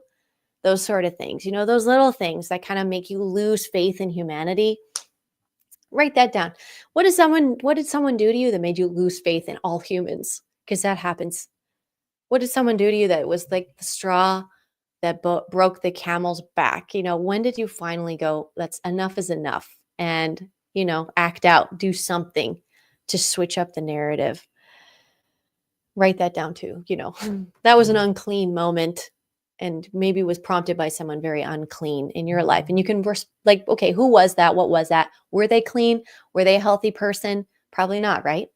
And you can forgive them. Be like, oh, man, these poisoned, toxic, barely functioning mammals have been pushing me around and barely making it through the day. And I have put them on a pedestal. And I realize now that no, I came and incarnated to help this situation. I incarnated to help, which is why I was so off putting. And now that you're old enough and capable of, you will fulfill that and you will help. And we are also teaching other adults how to not talk to children, how to not do these damaging things that had a bigger impact than we, probably expected or parents expect as kids, to traumatize a child. I'm just going to overshare, but I won't, but there's someone I know whose parents would throw them birthday parties. And there was one party that was designed to basically humiliate that child. And all the guests were encouraged to participate in on it. Didn't go well. It was a bad idea, and that will leave an impact. Never humiliate a child. Never humiliate your own family members. Never. They need to know that you're safe and that you have their back. If anything, you can be scrappy. You could cuss a lot like I do. Scrappy, fierce. But I would never humiliate anyone I love. I just wouldn't do that. I would fight tooth and nail. I would be ripping out eyeballs for someone and for the people I love, sure. But I would never humiliate them and I would never toss them to the wolves or anything like that. Never. I would protect them with everything I am. And that's what my mother taught me. That's how fierce she was. She used to tell me that all the time. Just like, I don't care. I will literally destroy to the end whatever I can to defend you, like literally. And I was like, yeah, that's the right feeling. That's the divine, that's Kali, that's what is there in us all if we really need it. The unwavering, unbreakable human spirit is there. And I'm going to fight for those promises to get met for you right now and for your inner child and for your soul. And so, how are we going to meet those promises for you? Let's figure that out. Just like I said with those negative thoughts, we're going to hold on to them, remaster them, give them a new story, make them cute, make them a meme even, and send it back out there into the universe. That's what we're going to do with your promises. We're going to bring them in. Let's rework them. Let's get realistic goals on how we're going to achieve those promises and show up for you. Show up for those promises. Show up for you like no one else was able to. You need to show up for you. You're your best friend. You are your defender. You are everything. Show up for you. And I'm trying to help you do that right now and encourage this unmet promise to get met in some sort of capacity. Be the adult you needed, and then spread that generously. Share those codes, and it's going to naturally go through your DNA to your family, and probably those dark things that happen to you may never happen again because you were able to reprogram all those things. You know what I mean?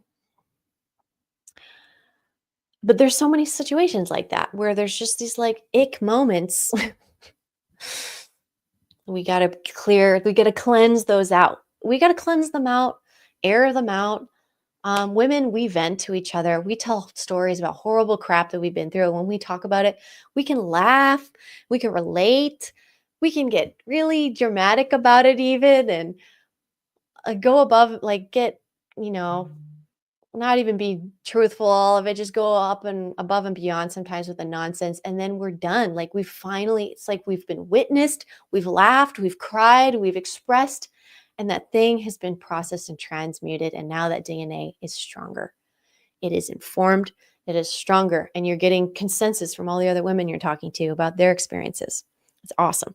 Okay, another sign of unclean people, poor collaborative poor collaborative skills, basically, which is, I've been kind of talking about this, but an unclean person is someone you just can tell you're not going to be able to work with. You can't collaborate with them because they're just too stressed, they're too busy, they're too unavailable, and they're too cluttered, and they got too much going on. And you know, it's rough.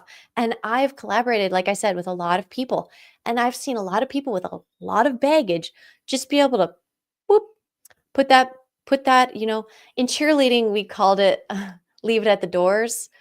And so in cheerleading practice, we would hit the door on our way into the room with the sign and be like, we're leaving it at the door and we'll pick it up when we're done practice.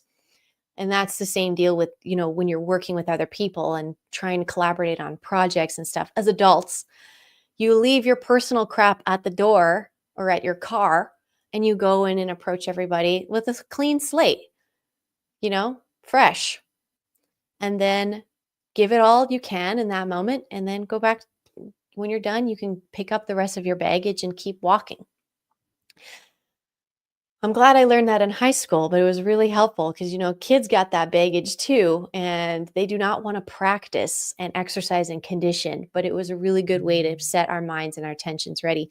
And then in cheerleading, we also say, leave it all out on the mat, which is when you finally actually do get to compete, and you go out there in 2.5 minutes of extreme aerobic dance and, gymnastic of like 30 people on a coordinated, like, it's incredible.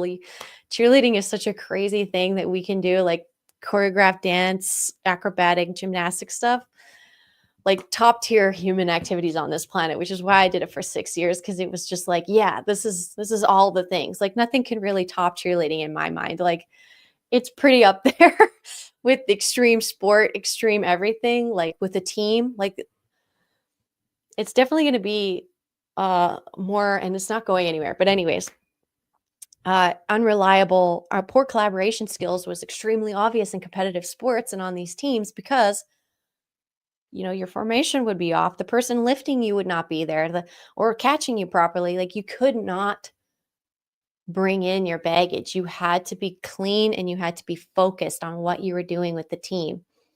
And that's life. That should be your workplace. That should be your even with your kids. Leave your adult baggage at the door. You're in kid mode right now, and thank God. Kid mode's awesome for the most part. Sure, they have struggles, but it's like, it's nothing you can't handle. It's for them, it's the first time they're going through it, and it's like, okay, you can be their strength and show them that they're going to be safe while they go through and develop through the struggles. But you don't add on your baggage unless they ask you, like, how did you deal with this problem? Oh, I did this. Okay.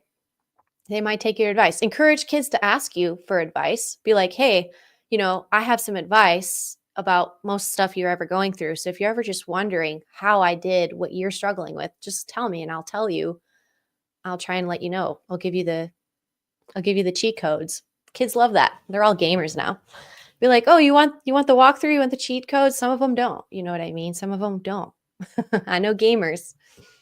Some of them don't want the codes. It's like, okay, you got to let them do it too, because that'll also make them a better person, a collaborative, clean, sovereign self. So yeah, poor collaboration skills is another unfortunate sign that somebody is very unwell, because they aren't able to empathize and put themselves in your shoes. Therefore, they can't coordinate and predict what's going on with the whole collaboration there.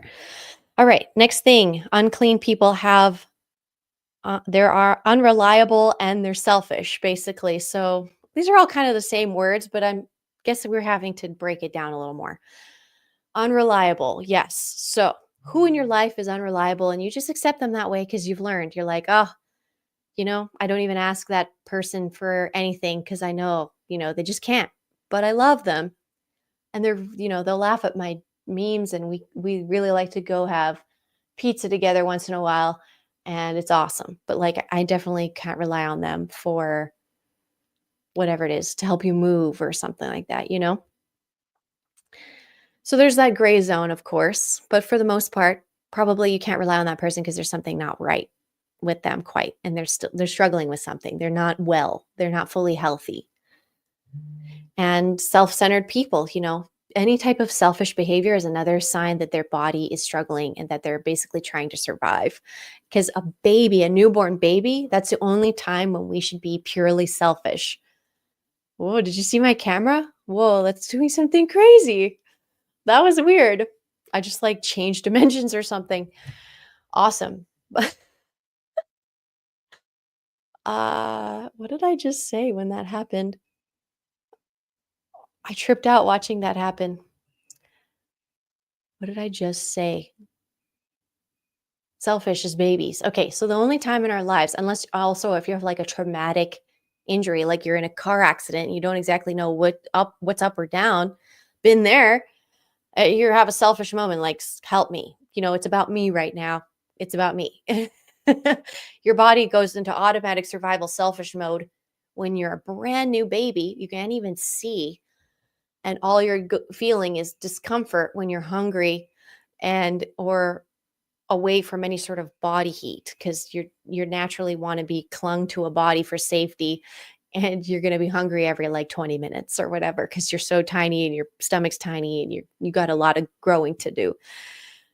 That's the only selfish time in our lives. And some people don't even get that type of love, like where they're getting fully nurtured in that very brief period of our lives. Some people don't even get that. So they are seeking it for the rest of their lives. If you're that person, become self-aware of that and go, okay, that's like year one of a baby. So maybe just take a year to baby yourself and fill in that gap real quick. It doesn't even take long, a year.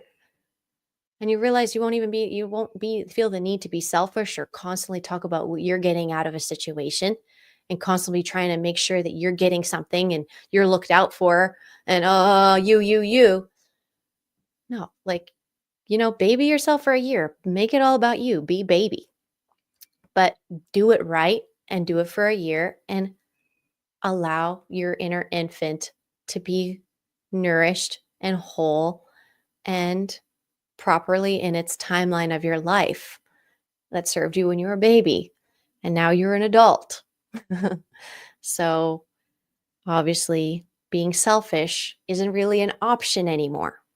As soon as you're old enough to take care of a younger being, your selfish levels basically go to not like to zero, like 5% selfish, just to make sure that you're nurtured and looked after. But for the most part, you turn around and start helping raise the kids and help the community right away. As soon as you're able, you begin serving and being useful in the community and helping the next kids, the next infants. Like, those babies need a lot of love and care and nurturing in a very concentrated amount of time. Do that for them. Help somebody do that for a kid. It's just going to make them feel whole and healthy and strong.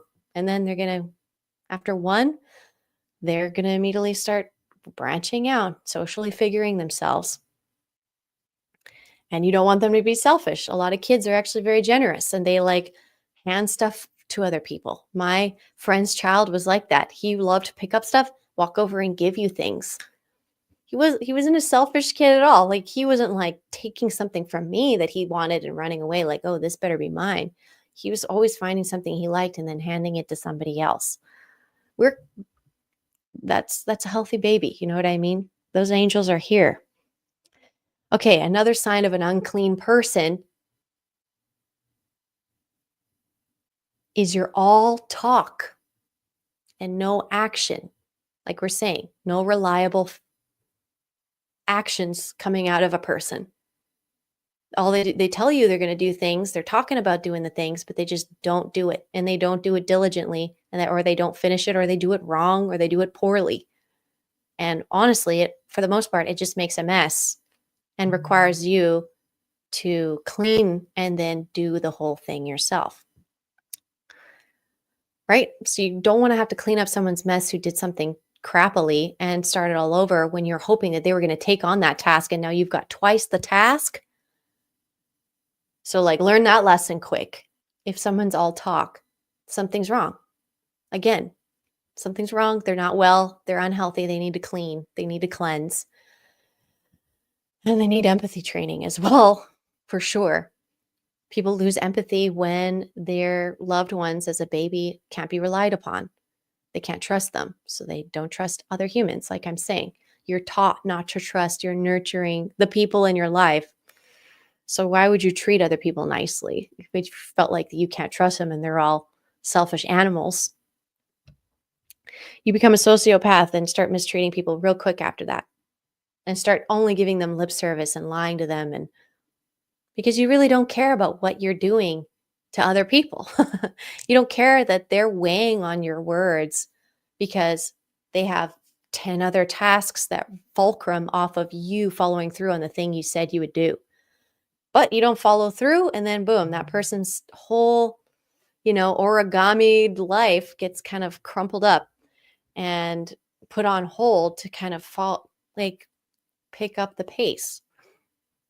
So yeah, people who are all talk, just be like, hey, you just be like, hey, you've been all talk lately, and I'm a person of action.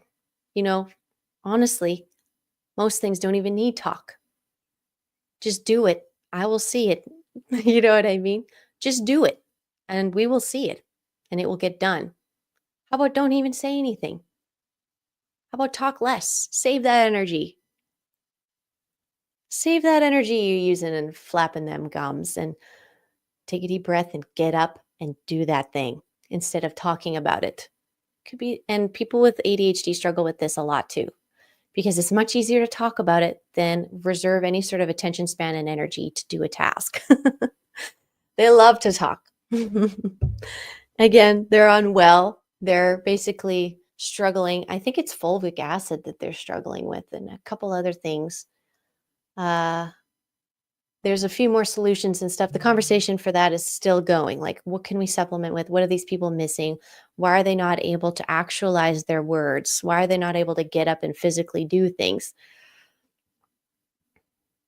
A lot of them are ungrounded too. So they haven't been out in nature, haven't done a nature hike or a walk today, this week, this month, this year, this decade, some of them. They're just dying. They're literally out of touch with with nature and with their own bodies. So they're a dysfunctional being. So yeah, if they're all talk, don't talk to them. You know what I'm saying? Like if they're all talk, don't even give them any talk. Like they should save their energy for some action. You know what I'm saying? Don't encourage them. Don't enable them to just talk about what they're going to do in their lives. Be like, I'll help you do something. If you're doing it, I'll be right there. I'm like that. I'm an action person. Like I think having a community would be really fun, where I'd wake up, do my routine, feed myself, and then be like, okay, I'm ready to approach the community. Let's see what everyone's up to. oh, they're cooking out here, they're chopping wood over here, they're digging this ditch, they're, the kids are over here doing this, these guys are, and I'd just be like diligently helping with whatever. I wouldn't even need to speak. The telepathic situation is showing that you are clean. The more you can be telepathic, the more clean you are. The more you can precognitive what other people even need in your tribe and what's going to happen for them next and how you can help them, you're much cleaner and you're actually doing a lot of really good work for your community. You're being proactive. It's incredible. Please do keep that up with love, with the 7 virtues, be humble and good about it.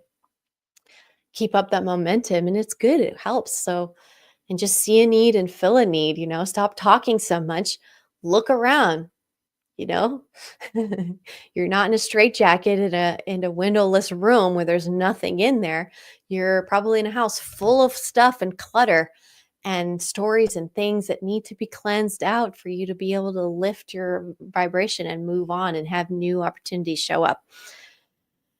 Again, so another sign of an unclean person is lack of empathy. Again, that selfishness, that lack of empathy, that lack of foresight to be able to be helpful to the people in your community, your family members, your tribe. Like women, we're forced in a way and encouraged to develop this skill because that's what we do. We look after and nurture everyone in the household and we try and get ahead of all their needs. And women's brains are actually really good at multitasking this. I was going to post a video actually of a multitasking men versus women, very simple psychological experiment just to show how men and women's brains do differ.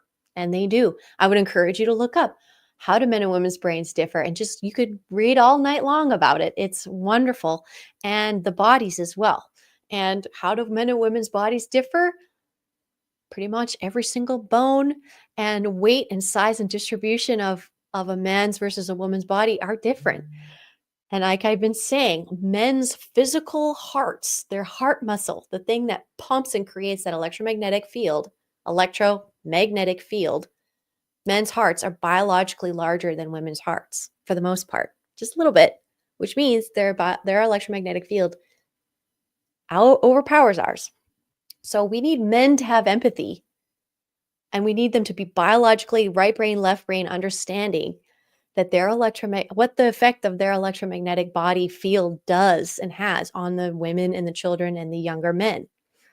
You guys are leading. Women don't want to hear this. Some of them don't. People who are deep in their Lilith and whatever, they don't want to hear this, I'm assuming. But I'm not here to I'm just here to talk about electromagnetics and what that means. So it's all about size, really, and strength. So men, gentlemen, what is empathy? Empathy is the ability to feel and imagine and feel within your own body the same feelings that someone else, either in a hypothetical scenario or in your life, would be engaging in if they were with whatever situation they're in. So think of a random person from your past, a random school teacher, right? You got to know them a little bit. You know probably what would piss off that person, right? You probably know them well enough. So that's the funny thing. We all kind of figure out what pisses off people right away. And some people really lean into that and just abuse people that way. But for the most part, you should know what irritates people in your life and what people in your life really love. And then you should be able to empathize or mimic and know what emotion they're probably going to have when they're faced with a scenario. Which is kind of what, firemen, police, all these investigative people, they need to have empathy. They need to understand. They need to know the motives. They need to, forensics involves empathy, in my opinion. Huge, massive. The empathetic men do incredible in forensics, I'm sure. And in all of this investigative stuff that we're doing, investigative journaling, investigative crap that we're unraveling for our whole planet. Like, men, you're doing this through your empathy. You're going, that didn't feel good. I know that didn't feel good for those women to be married off at 9 years old. So I'm going to go in there and make sure that that's not happening anymore. You know what I mean? That sort of thing. Your empathy motivates you to help clear out the human trafficking problem on our planet. We need you. It's your job. Like literally, dudes, I'm so sorry. Women, we're feeling it.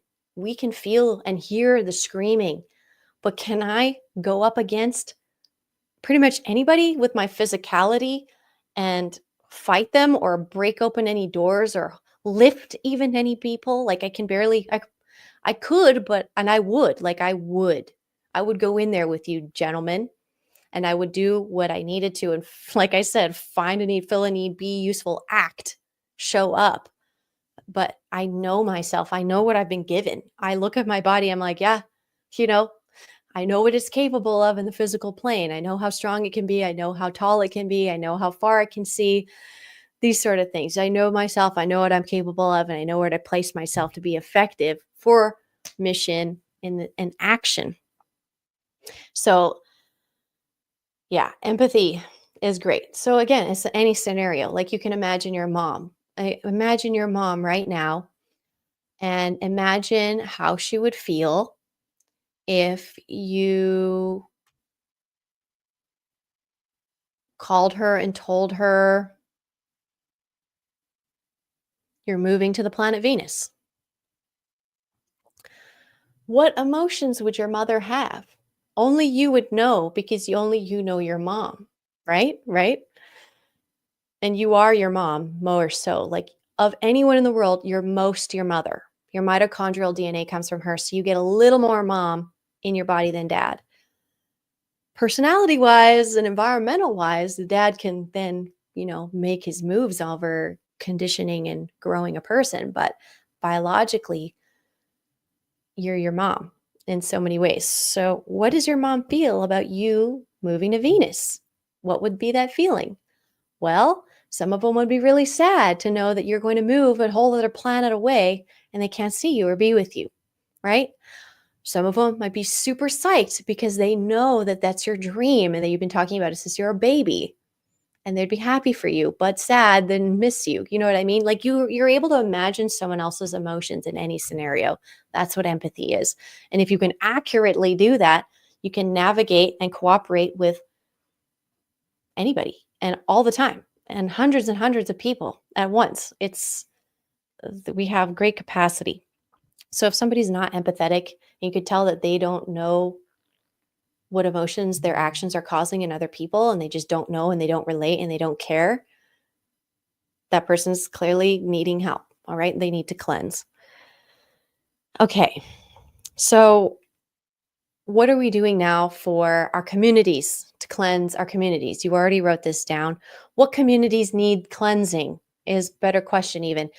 The communities I know that needed cleansing and that I put I didn't even have to tell you guys. I actually didn't talk about it. A lot of the missions I don't actually that I know are serious. I don't say anything until I've already done them, and then I can tell you everything. But I can't tell you all the missions ahead of time, and I don't want you to be telling me your missions ahead of time. I want you to tell me your accomplishments and what you learned. I don't want to hear what you have planned. I want to hear what you've done. Show me results, please. Show me what you've done. Show me your resume. That's what I want to see.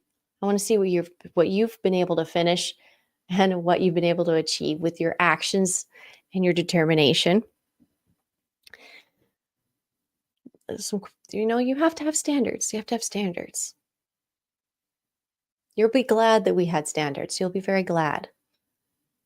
So, what community are you raising the standards in and cleansing of impurities and invoking the virtues within? What community is that? For me, this last year, it was the DJ music uh, music festival, rave scene in the United States or whatever, the mid part of Duck Island, I should say, or whatever. I'll refer to all of us as parts of Duck Island here in the Americas from now on. But basically, all of the and honestly, it was the whole world. I'll be honest. I just didn't travel outside of the Americas for this mission particularly now, but I had done it in the past. But we'll get into that. So that was the community. I was guided to cleansing with my energy and with just by being there and showing up and looking and staring and not turning a blind eye, but showing up and being there and participating and engaging in whatever I thought was appropriate with at the time to keep on it. Lift the vibration, lift the vibration. Also, seek out the darkness, seek out the darkness, seek out the darkness. And with the music scene and the music festival scene, again, really big issue with trafficking. And a lot of these events are just covers for trafficking, basically. A lot of entertainment where there's a lot of bodies and people around, concerts, sports stuff. It's all been a cover for trafficking stuff. And like the movement of illegal things, basically, is a big distraction. So I knew this. And with the DJ music scene, I've also been very unimpressed. A lot of it with, I would say, the standards of how people are behaving and who is organizing these events and what their true intentions are and what is in the music that they're playing as well. There's stuff in the music, there's stuff in the fog machines, there's stuff in the light shows, there's stuff now they're doing light shows with screens. It's all video DJing now. Music and the technology, they could, if you somebody wanted to do a really evil presentation and show that was horrifying and like literally meant to make you go crazy, they could with all of the equipment that they have and if they wanted to with that angle. And so all of this, when being surrounded by all these lights and technology and sound and speakers, they could immediately just flip the switch and go and invert it all and destroy you. Like literally, they could destroy you with what they could put through those speakers at that volume and what they could put on those screens and what they could do in those lights. They could destroy you. So it's basically like there's this safe, it's like a trust that people are willingly giving and then like giving away more because they're taking substances that make them lose their inhibitions and basically making their brain and nervous system too slow to react in time to protect you. And so this whole community and this whole thing I've been watching grow and mutate and become a monstrosity of itself over the last like decade, 2 decades. And for years, like, generations this has happened, but they've been upping it with the tech and with the engagement and whatever sensory experience you're having, and they keep upping it. And so basically the mission was we had to deal with it. And it was hitting its cap on evil. It was capping out on evil potential. It was in a lane of dangerous. It was pushing its limits. Basically, it pushed too far. It disrespected too far, and then guess it received its recompense, basically. And so what happened was a lot of these festivals and never actually happened this year. I want to say almost 3 that I was entered, like 3 for sure that I knew about, that I knew I couldn't go to because of timing, but I was like, if I can't go, I don't want this festival to happen. And that was kind of the energy. It was like, if I can't be there to supervise, then it's going to be canceled. And I'm not trying to be like, ooh, but it was just the energy that came through. That's like, it's the matter of fact way that the higher self and, angelic realm speaks. The guardians of earth, they're just very matter of fact about it, about what's going on basically and what needs to be done. So these events got stopped and they got shut down. And I wasn't thinking that was going to actually happen. I didn't think so. I felt like it needed to happen. And that was my energetic vote, was like, these need to end. These particular events need to end and they need to not happen. And they did this year. I want to say 3 that I knew about.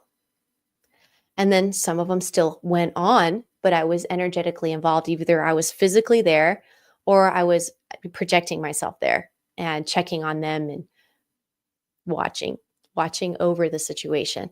And a lot of them, again, canceled or whatever. Some of them went over really well. And a lot of people also a lot of organizers weren't able to get proper funding, which is great. So a lot of companies these entertainment companies that are they're just flushing down the toilet because I assume where they were brought up from wasn't authentic, so they're being flushed because they weren't really authentic companies. You weren't authentically created to enliven the music theme or scene. They were created for another purpose, for the cattle.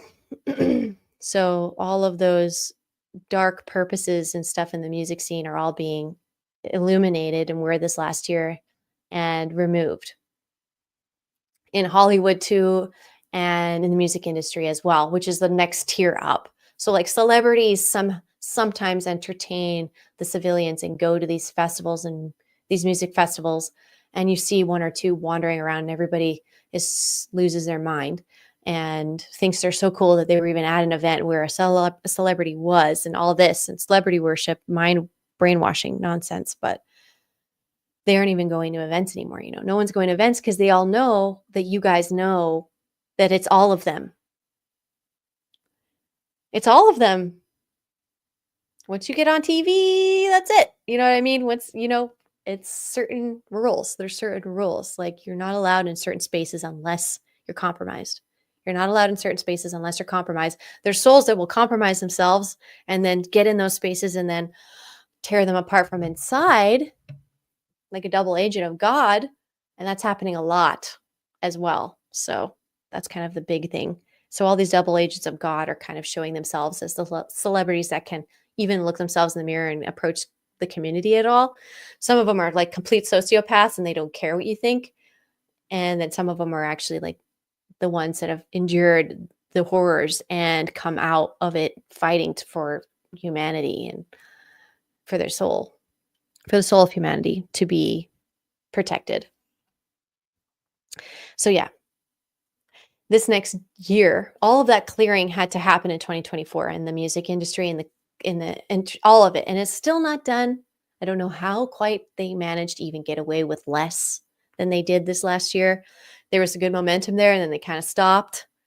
But everyone on TikTok and everything kept the gossip going because there's a lot of people in LA who just been to these parties and have been around all these people and know them and talk about them because the celebrities don't know them, but these people have been in these parties and around them and in their neighborhoods and know their families and stuff and know all the insider gossip and have all been telling stories and airing and testimonializing like all of their stuff and sorting out all this karma in the entertainment industry. So it's great. And 2025, we're going to see, I'm already seeing it. It's crazy. I'll say something and then like that day an article will come out. So my predictions are like not even predictions anymore because things are happening so fast. It's kind of, I'm just picking up what the universe is laying down and saying it before someone else writes an article. You know what I mean? It's all happening very rapidly right now. The timeline and the correction, we're merging, like we're hitting 0 point. Like, it's so awesome. It feels great. It feels good for me. And there's going to be new music entertainment companies, like music festival entertainment companies coming up. We're hoping to have one very soon. And for sure, at least to protect our community. And then anyone who's cleansed enough to be reliable and wants to do the do and not just talk the talk can participate in that and, create a wholesome and moral space for music festival fun, which is, can be super wholesome and can be super moral. And a lot of music festivals are getting there and doing better at that and showing a great example and holding that standard up. And more every year, it's getting better and better. And there's not just me doing this work. There's many, many, many people my age being called to this particular shift and duty. So yeah, and the aliens overall want you to dance as well. So please just become your own DJ. The music scene, it's all refreshing next year. So become a DJ. You can become a headliner next year if you place yourself in the right position because there's just nobody and everybody's bored of everyone else, okay? There's an opportunity. So get your stuff ready for the spring, summer festival season to kick up. It starts in April, basically, March, April. So you have a couple months to get a track list, to make an album, whatever you can, and just be like, okay, I'm going out there and I'm going to figure out where I can play my music and participate. And then you'll figure out how to do that the best way. And what see a need, fill a need. Again, like this festival needs this festival needs this festival needs this. Can you be a chameleon? Can you fill those needs? Can you patch those holes? Do what you can. I believe that all of us want to go to Lightning in a Bottle in 2025. So if you are in the vicinity and you're able to get out there, rent an RV, get an RV going, I would recommend that, and get an electric bike, or get an electric bike as well, because it's a long haul from where you're parked or camping to the actual festival grounds, usually when you're going to these things. And a lot of them are allowing electric bikes as stuff you can like drive around and get to and from the venue better, especially people with handicaps and such. Like there's not enough golf carts for everybody with the inability to walk, especially after a day one. A lot of injuries can happen on day one of a festival. So anyways, mobility, self, have all the stuff for yourself. What's that word? You have your self-sustaining, you pack in, you pack out, you weren't going to rely on anyone else at the festival to take care of you for any of your needs, water, food, the basics, basically water, food, medicine. You've got those things covered. And even maybe you can lend a hand to someone. That generosity, the virtue of generosity, like you have extra. And that's kind of the festival life, is bring little extra, because there's might be some poor, unfortunate, unclean child who's struggling, who's going to need some water. You know what I mean? Need some water, and a stern reminder like, hey, you need to cleanse. You need to smarten up. We all party, but this is taking it too far. And now you're getting your crap all over everything. So clean it up. Dunk them in the lake. Do a baptism. Literally. Just start hosting baptisms. At Lightning in a Ball, there's a lake. Let's just start baptizing people in between sets. Maybe we'll do that next year. You want to come do that with me? You want to come do that with me? I need some of our friends to go there, because I was still a freak walking around there with my consciousness. I was like, yeah, I'm still the alien freak. Everyone's so conscious. Nope, I'm still a freak. Okay. Yep. So come, freaks. Come, alien freaks. It's our time. Let the freak flag fly. All of the alien stuff, the drones, the UFOs that you've been seeing all of your life, the cloud ships, all of the contact, blah, blah, blah. It's all being normalized now. Let everybody get it for the first time. Freaks, we get 2025 as our break, and we get to party, I think, together, and just enjoy the fact that everyone else is finally looking up at the sky and engaging the extra dimensional, contact that's always happening and nudging us around on Earth. Let everyone else finally take care of that and engage that, and you can enjoy yourself and dance with me and make woke totems and go to the festivals and collect all of these like lost star seeds with your totems and your symbolism, Arcturians, Andromedans, Lyrans. Get out there. We out there, show yourself a little more. I think this next year it'll be fun. Like literally the galactic conversation is open now.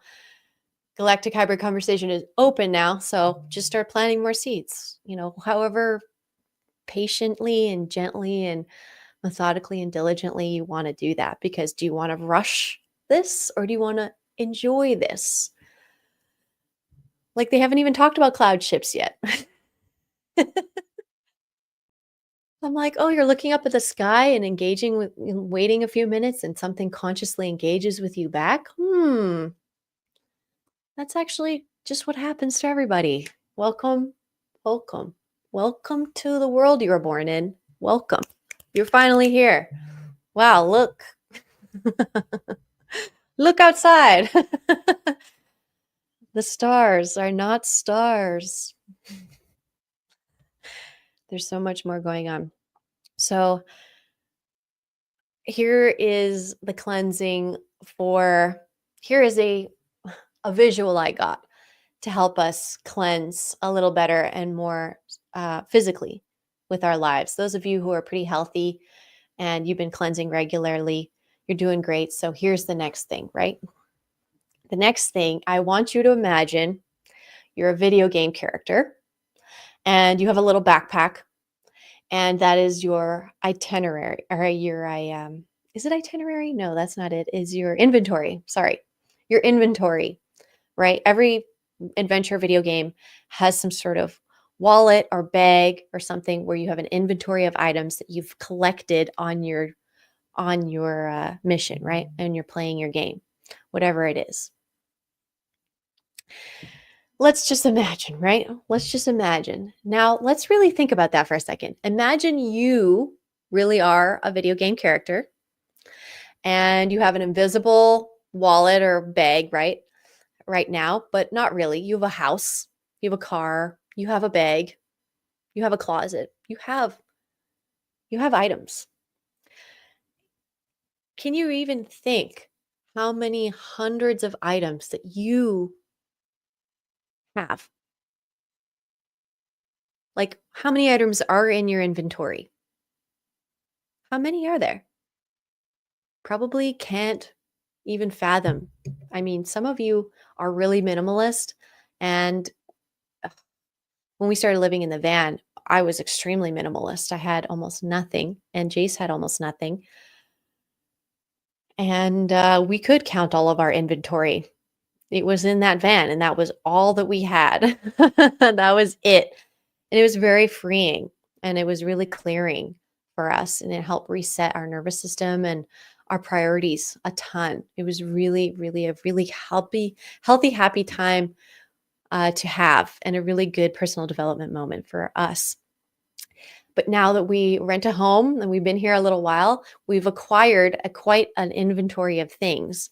And we need to now cleanse and lighten our loads of this inventory the best we can to keep it streamlined, to keep it good.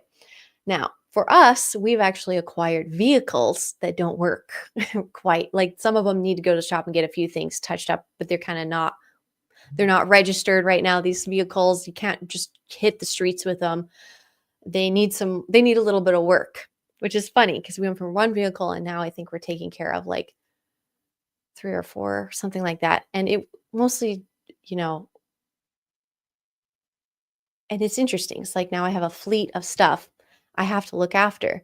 And that's been the biggest weight on us right now, is that we have to get these vehicles up and running and get them ready. We don't know why, but we're feeling that pressure. It's like, okay, it's time to make these vehicles ready. Even if you guys need a vehicle and you're out here, like, I feel like I'm going to have vehicles for us to have vehicles, like and they're not, there's no computer chips driving these vehicles. These are gasoline, normal electrical vehicles, very smart, like a silly little chip, maybe a computer chip. Not in one of them, there isn't a chip. Like, it's interesting. Like, two of them, I think some of our vehicles don't even have that smart technology in the motor and stuff. And like, there's a reason we have. It's like timeline wise, we have equipment that can help us with multiple different timelines and tech requirements. And in a way, having that variety of your inventory almost makes those timelines like merge together, because there's no timeline that you haven't covered. So you're good. And so a lot of the things we do with our inventory is actually almost multi-timeline, multi-dimensional fail safes. And for me, another example is I have an anti-choking mechanism thing in our vehicles and in the house, because if either of us are ever alone or not, we will be able to help ourselves from choking to death. So timeline where we choke to death is gone for the like, unless, some crazy scenario. But I've reduced that timeline potential for our household. For example, you might have a ton of fire extinguishers. You're reducing potential of things being on fire and burning down. These these inventory items we have all matter and they all make sense. But I want you to constantly be reviewing your inventory and cleansing out what you don't need, and not just throwing away, give them away. Give things away that you don't need. There's a ton of kids who are just getting out of college who have no money and probably very little parental support either, who need stuff and they need help. And so we should have some sort of easier system where us adults can give our stuff away to the new adults coming up and graduating school, and having to fend for themselves. Like, we should have a much easier system to be able to give those people our stuff as we grow and upgrade our inventory. You know what I mean? That is something I really want our collective to figure out very soon. And in 2025, like, sort that out right away, fix that, and us rearranging our inventory items a lot more efficiently. And crypto and stuff can help with that too, as well. Make that easier. It'll reduce some of your inventory because you don't have to hold it physically. You can hold it digitally, for example. These sort of things. So yeah, just go over your itinerary. Make sure you're not holding and lugging too much stuff. Make sure you give back all the stuff that's not yours. Give it back to their owners, because that's technically their karmic thing that they need to figure out what to do with as well. And that's also how you clear your astral space, is how you, when you clear your inventory in this realm, your astral realm also gets cleared. And so if you're dreaming of a cluttered up house, that's a sign that you have to declutter your house. And you'll dream of a way more cluttered house than what your house is. But that's the same message. It's the same message. It's telling you your house is too cluttered. You actually need less in your inventory. We need you to lighten your load, because we're probably going to give you a bunch more stuff. So you don't have room for the stuff we're about to give you. So you need to get rid of your old stuff, give it away, charity, let the movement happen.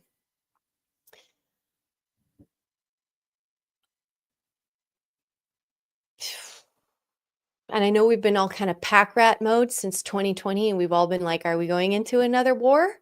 Are we going to need to start building shelters out of glass bottles and mud?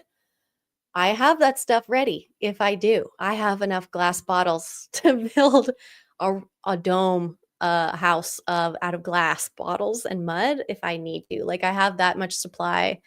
And if I need to fill all those bottles with water and store them, I have that too. Like, I'm collecting and hoarding a few types of materials in my itinerary. I have a lot of cardboard boxes just in case I need to pack all of our stuff and leave. But now I have too many boxes. I don't have that much stuff. I have too many boxes. So I'm going to have to, I'm going to have to let those boxes go. And sometimes you can use boxes for fertilizer and getting the soil ready for planting boxes. Like, you fill up the bottom half with cardboard and stuff. But I don't want to, because I don't know what's in that cardboard. And all of our deliveries are getting like sprayed with a disinfectant. And I don't know what that stuff is. I know the soil can deal with it, and like it will, but I don't want to eat that soil because the soil's busy dealing with those toxins, it's busy. So clear out your itinerary from stuff that you just know you don't need it anymore. And hey, maybe someone else could really use that. And it's a great time of year to be giving out gifts and sharing stuff. And so, yeah, show up to your family event and have stuff for your siblings and your family that you don't need, and the stuff that they don't want and they don't think they can give to anyone else, then you can donate that or put it on the curb over in a college dorm community, and someone will pick it up. Some college student will pick it up. Get creative of giving your stuff away. Do it in a way that nurtures the planet. Do it in a way that nurtures another, so that energy will keep going. Okay. And another thing that got cleansed and we're dealing with this cleanse situation, and why so many people want to cleanse, is because they may have participated in an experimental treatment that was offered in 2020 to help with flu situations and potential planetary pandemic infection. Now, an experimental treatment, they told you it's experimental. They did it faster. They did think there was mRNA in it. That was new, that they told you. The public mRNA. I'm pretty sure all the old ones probably also had that, just so you know, because mRNA is the maternal mRNA, and the queen was involved. So it's all maternal, and it's like taking over being your mother, like literally genetically taking over as your mother. I think that was the goal. So anyways, instead of your own mom, you're listening to the mom that was injected into you. It's incredible. It's incredible science. It was very interesting, claiming the clutch as the snake venom runs through your veins and blah, blah. It was like all these poetic things going on. So, anyways, cleansing that out. A lot of people are like, I want to cleanse this out of my system because I didn't like the way it made me feel. And how did it make you feel? Well, I got a download today that may clarify that. Again, we're allowed to talk about this because they're suing each other and giving money about, and everyone's apologizing and blah, blah, blah. We're past the PSYOP. It's the cleanup section of the PSYOP and blah, blah, blah. The next one's already happening. The drones are in the sky. We're living it. It's happening. The next big thing is going on as they're finding mass graves in Syria right now. They just dug up mass graves of like 100,000 people potentially. Like they're Syrian refugees that flooded the rest of the world. The ones who didn't make it out, I assume, were buried. What's happened in Syria needs to still be talked about majorly. So that's probably a big theme coming into this next year too. And bringing up more about World War II and all of that and all those mass graves and all of the Romani gypsy people who were also slaughtered. No one talks about them. They just talk about the Jewish collective that was targeted, but who knows if that was really even fully the right wording, because there's all different types of Jewish people. Anyways, all that conversation is happening right now. So go ahead. If you have an opinion, start a page, talk about it, get a podcast started, talk about it, make it your main theme. Do it. Like, become the voice. Don't just chirp in on other people's content, because it doesn't work. You need to become a voice. You need to be strong. You need to stand up for what you truly believe in and energetically vote. So with these treatments and these things, remember when people were having magnetic reactions to the experimental treatments? Remember that? And remember how people noticed that their cognitive abilities slowed down, their aura kind of went dull, they started swelling, there was like a puffiness, there was a fuzziness. Basically, what I got was that potentially these treatments, this experimental treatment, was designed to remove people's capacity to energetically vote in our collective consciousness. It was going to reverse or dull their charge so they couldn't energetically vote anymore. And, on the average level, like that was the goal. Like if it was successful, if experimental treatment was successful, that's what would be happening. Some people fought it, like my mother. She was like, I'm fighting. I could go, we'll talk about that later, but like she's just like S-tiered it in a way. She went S-tier on that one. She was like, actually, I'm going to take it and and she went at it. She attacked it a different way, my mother. And that was her right. But I watched the effect it had on her. And she's definitely still recovering from it. And she knows that. And she made it. And she's energetically voting again, potentially with her body, because she's wanting things again. She's willing things again. She's participating with the conversation of political stuff with me. She always has. But there was a moment there where a lot of people felt like they basically got put on timeout. They were on the sidelines. They weren't playing in the game. They were watching the game with that experimental treatment. It's like they got shoved into observation mode and they weren't able to fully, with their soul, participate. And honestly, it's a very interesting idea, because if you can imagine that the gullible masses who willingly took a knee and received this experimental treatment, those people you don't want voting, because they aren't voting from their soul. If they chose to do that, that means that they were likely more so wanting to be given something instead of wanting to pursue something in their lives. They're just wanting to be given a solution to a problem they didn't even understand, right? They didn't want to investigate and solve the problem themselves. They wanted to be given a solution. Therefore, you don't want people who just want to be given solutions to problems to be voting on a global level on what we want as a collective. So that was kind of coming in. I was like, I wonder if that's true. So maybe electromagnetically like nullified that collective from being able to consciously vote on stuff, which allowed the people who were divine sovereign beings and who did not take a knee and who did not participate in the experiment to become the voting populace energetically without competition as much. But these people in a tier of their consciousness, it would make sense that, yeah, you'd want those people energetically voting because they will protect us. They won't just take face value or lip service. They will make sure that the task gets done, and it gets done with the 7 virtues, right? So that was just an interesting thought that came in today, and a total idea. It was just an idea. You bounce that around if you want. I know I said some things that maybe triggered you or insulted you potentially, but hey, we're adults here. And I, as a healthcare person, somebody who went into the healthcare field, I went to humanities and healthcare field on purpose because I could tell people were not making good choices for themselves, and that I wanted to help protect people and educate them to make better choices, better educated choices. And I wanted to participate in that part of humanity. And I did.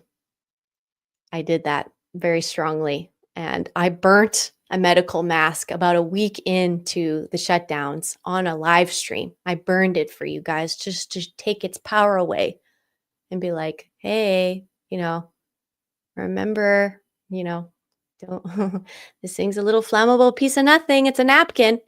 Don't fear it, and don't make it your God either, as an example of how I felt about the situation, because I already knew what was going to happen. I knew what was happening, and I predicted the whole thing, and I was right the whole time. Some of you are in that position also. Why was I there? Because I had been cleansing and engaging nature and spirit and my higher self and the expansiveness of the intelligence that we are for like 6 years before that happened actively, but more so like 10, I would say. Being weary. I saw 9/11. I heard why it happened. I didn't just forget. I didn't ignore it. Like I said, I was in fourth grade and starting my Catholic school when I watched 9/11 happen. And I was like, all right, everything, I'm in charge now. I can't trust anybody. Basically was the feeling like, okay, can't trust the world. And it's on, and it's been on. And energetically, we're voting every day for what we want to happen next and what we don't want to feed anymore. And I think that hindrance that those experimental treatments offered people is wearing off. And they are energetically voting now more and more, and they're picking up that momentum again, but they're making wiser choices. Because it's a pretty big mistake to make, to willingly allow yourself to be in an experiment that now is being publicly and internationally defamed as a scam. It's just, that's what's happening. I mean, people are watching the news and believing them, and now they're willfully not watching the part where they're saying, oh, like all these people are getting arrested and people are getting killed. People are getting fired from government positions, all this stuff, all the time, every day in the news. People getting fired, people getting replaced, people getting fired, replaced because of what happened in 2020. It's all happening. So that all that toxicity and that tar and that sludge is getting worked out of our collective circulatory system. You're all a little piece of that. You're doing your part. Make sure you're responsible with clearing your systems, like I said. And let's get back to energetically voting with our hearts and our souls and participate and mutually drive Spaceship Earth and this solar system, which is all one cognitive body. And then ride our little solar system body through all these other galactic arms and systems and so on that we're doing right now, and just participate more and more. And like I said, going to Venus, it's not going to be that weird. You're going to be cleansed enough where they're going to allow you to go to Venus and visit and go sit on a few university classes and come home. This could be possible in our lifetime now because of what we've gone through since 2020 and 9/11, 2001, 2012, like all these major nodes of what we've gone through are allowing us to then casually re-embrace our whole solar system as a peoples. and whoever else is already there, and it'd be casual. That's where we're going.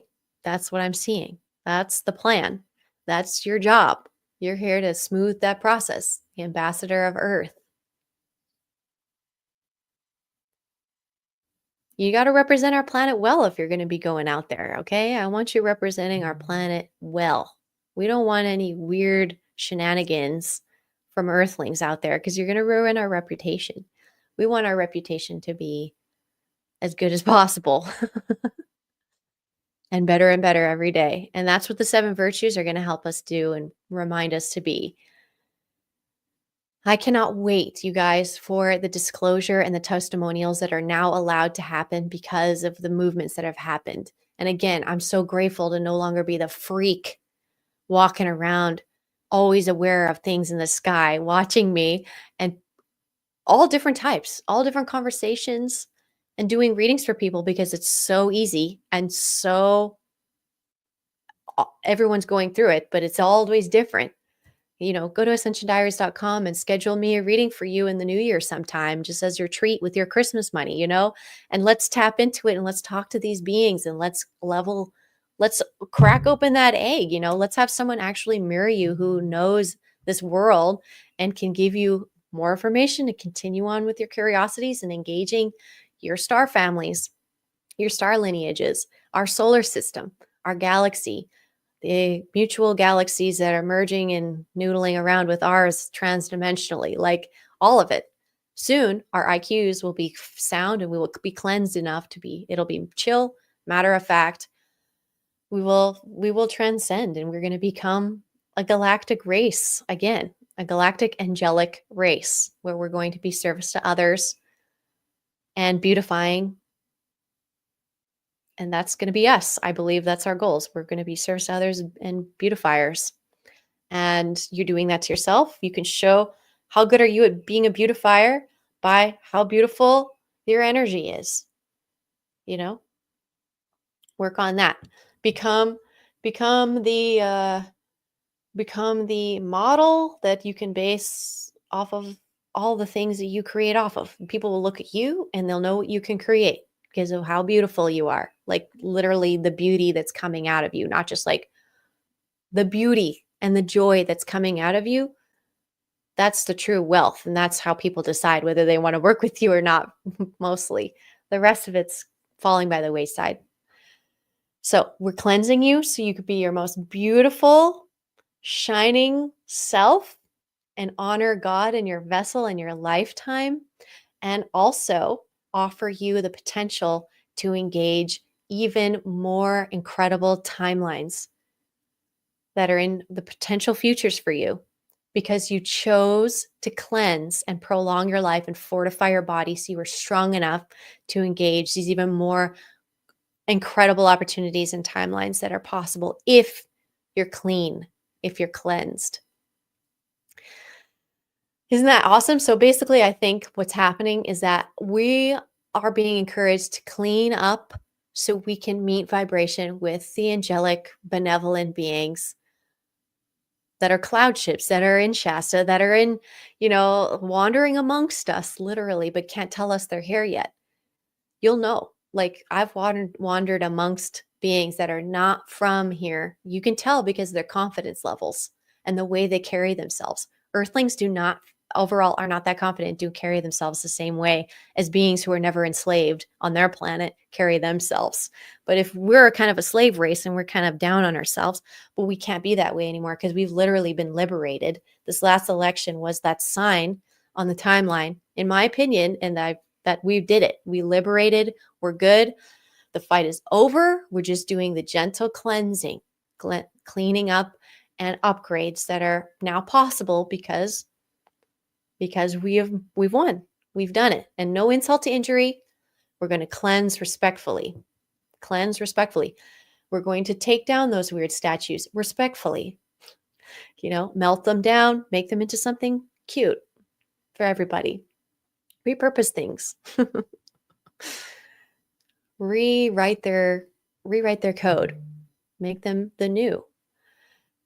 It is a good sign. And we are, We're being asked to step up spiritually so we can step up technologically. So if you know that your spirituality has grown in this last year, that's your vote. And that meant that you did the effort to be able to technologically as well advance our civilization in a benevolent way, benevolent tech. Rick and Morty has an episode about this where they reference it, but season 6, episode 6, it's about Jurassic Park. I think they call it Jurassic Park.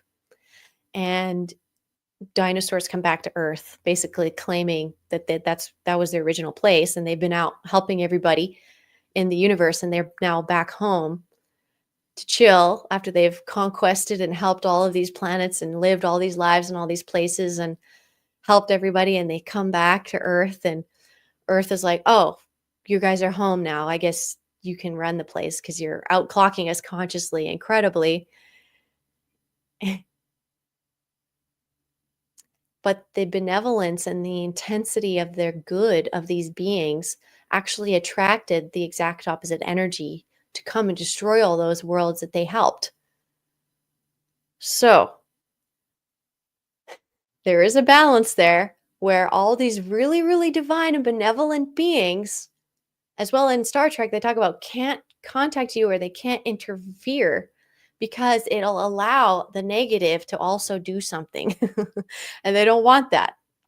They don't want the negative to do an equally negative thing to their benevolent thing they just did. So it's very subtle the way that they touch. So we are also subtly only touched by evil. And they demonstrated that in that episode really well, I think, and also how contact with these higher consciousness, higher intellect entities can be like, and how can even stifle our own evolution if we're surrounded by smarter beings that just take care of us. So we need to take care of ourselves and become equals with all these beings to learn the right lessons that they all learned and have mutual street smarts in the universe, I would say. You earn street smarts for the most part through personal experience. And if you're a good listener to someone else's. All right. Let's see. Governor Newsom just declared a state of emergency over the bird flu. Is that California? Yeah. California needs to have an emergency shutdown situation because they're one of the final things of this election that didn't get fully settled. Nobody really knows that, but they're still counting votes. So therefore, there's still something waiting. And as we know, California loves to be televised, and it loves to lead in a narrative. They love to tell the stories for all of English-speaking world. So I'm very interested what they have. I already knew what they have saved for California. I was told what they had saved, and it hasn't happened fully yet. So I'm like, okay, I'm ready. We're January 20th. Isn't there yet. So yeah, I don't want to ruin the surprise, but they have been telling me that the surprise is California. So we'll see. Thank you for letting me know that happened. Usually when I'm streaming, something like that will happen.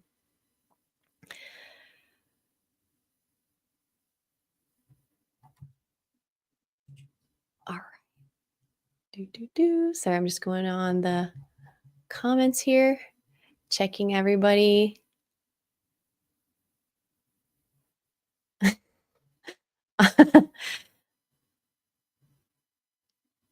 Too much inventory. Yeah.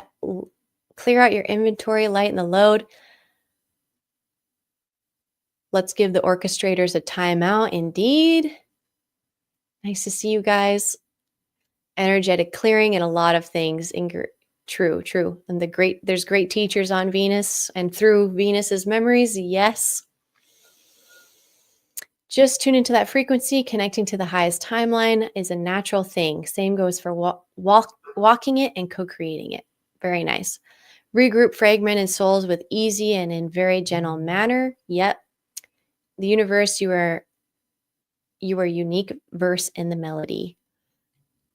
Adds up to a perfect song. Beautiful. Gorgeous. Agreed on that. I'm a little, okay, so chaga, lion's mane, L-theanine, I'm going to have to get that neurotropics, cholesterol like eggs, walnuts, all great, support the brain. Yes, agreed. Thank you, Ashley. Light cardiovascular exercise to cleanse the brain can help with memory and cognitive problems. Agreed. My dogs are looking for a little extra cardiovascular exercise after this video for sure. They got a little bit of clogging in their brains. I can sense it. I don't know. Sleep is vital for cleansing the lymphatic system of the brain, as well as processing experiences from the day and staying safe from the spiritual parasites of the soul as we rest in peace and fortify ourselves with stillness. Very nice. I need that on a shirt. Leave no crumbs with a crown. I agree. I'll just write that down.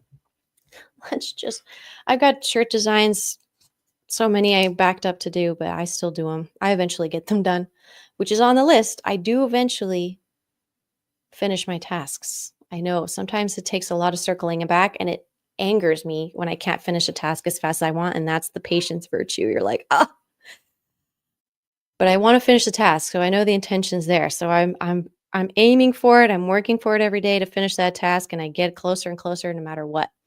So yeah, leave no crumbs. Leave no crumbs.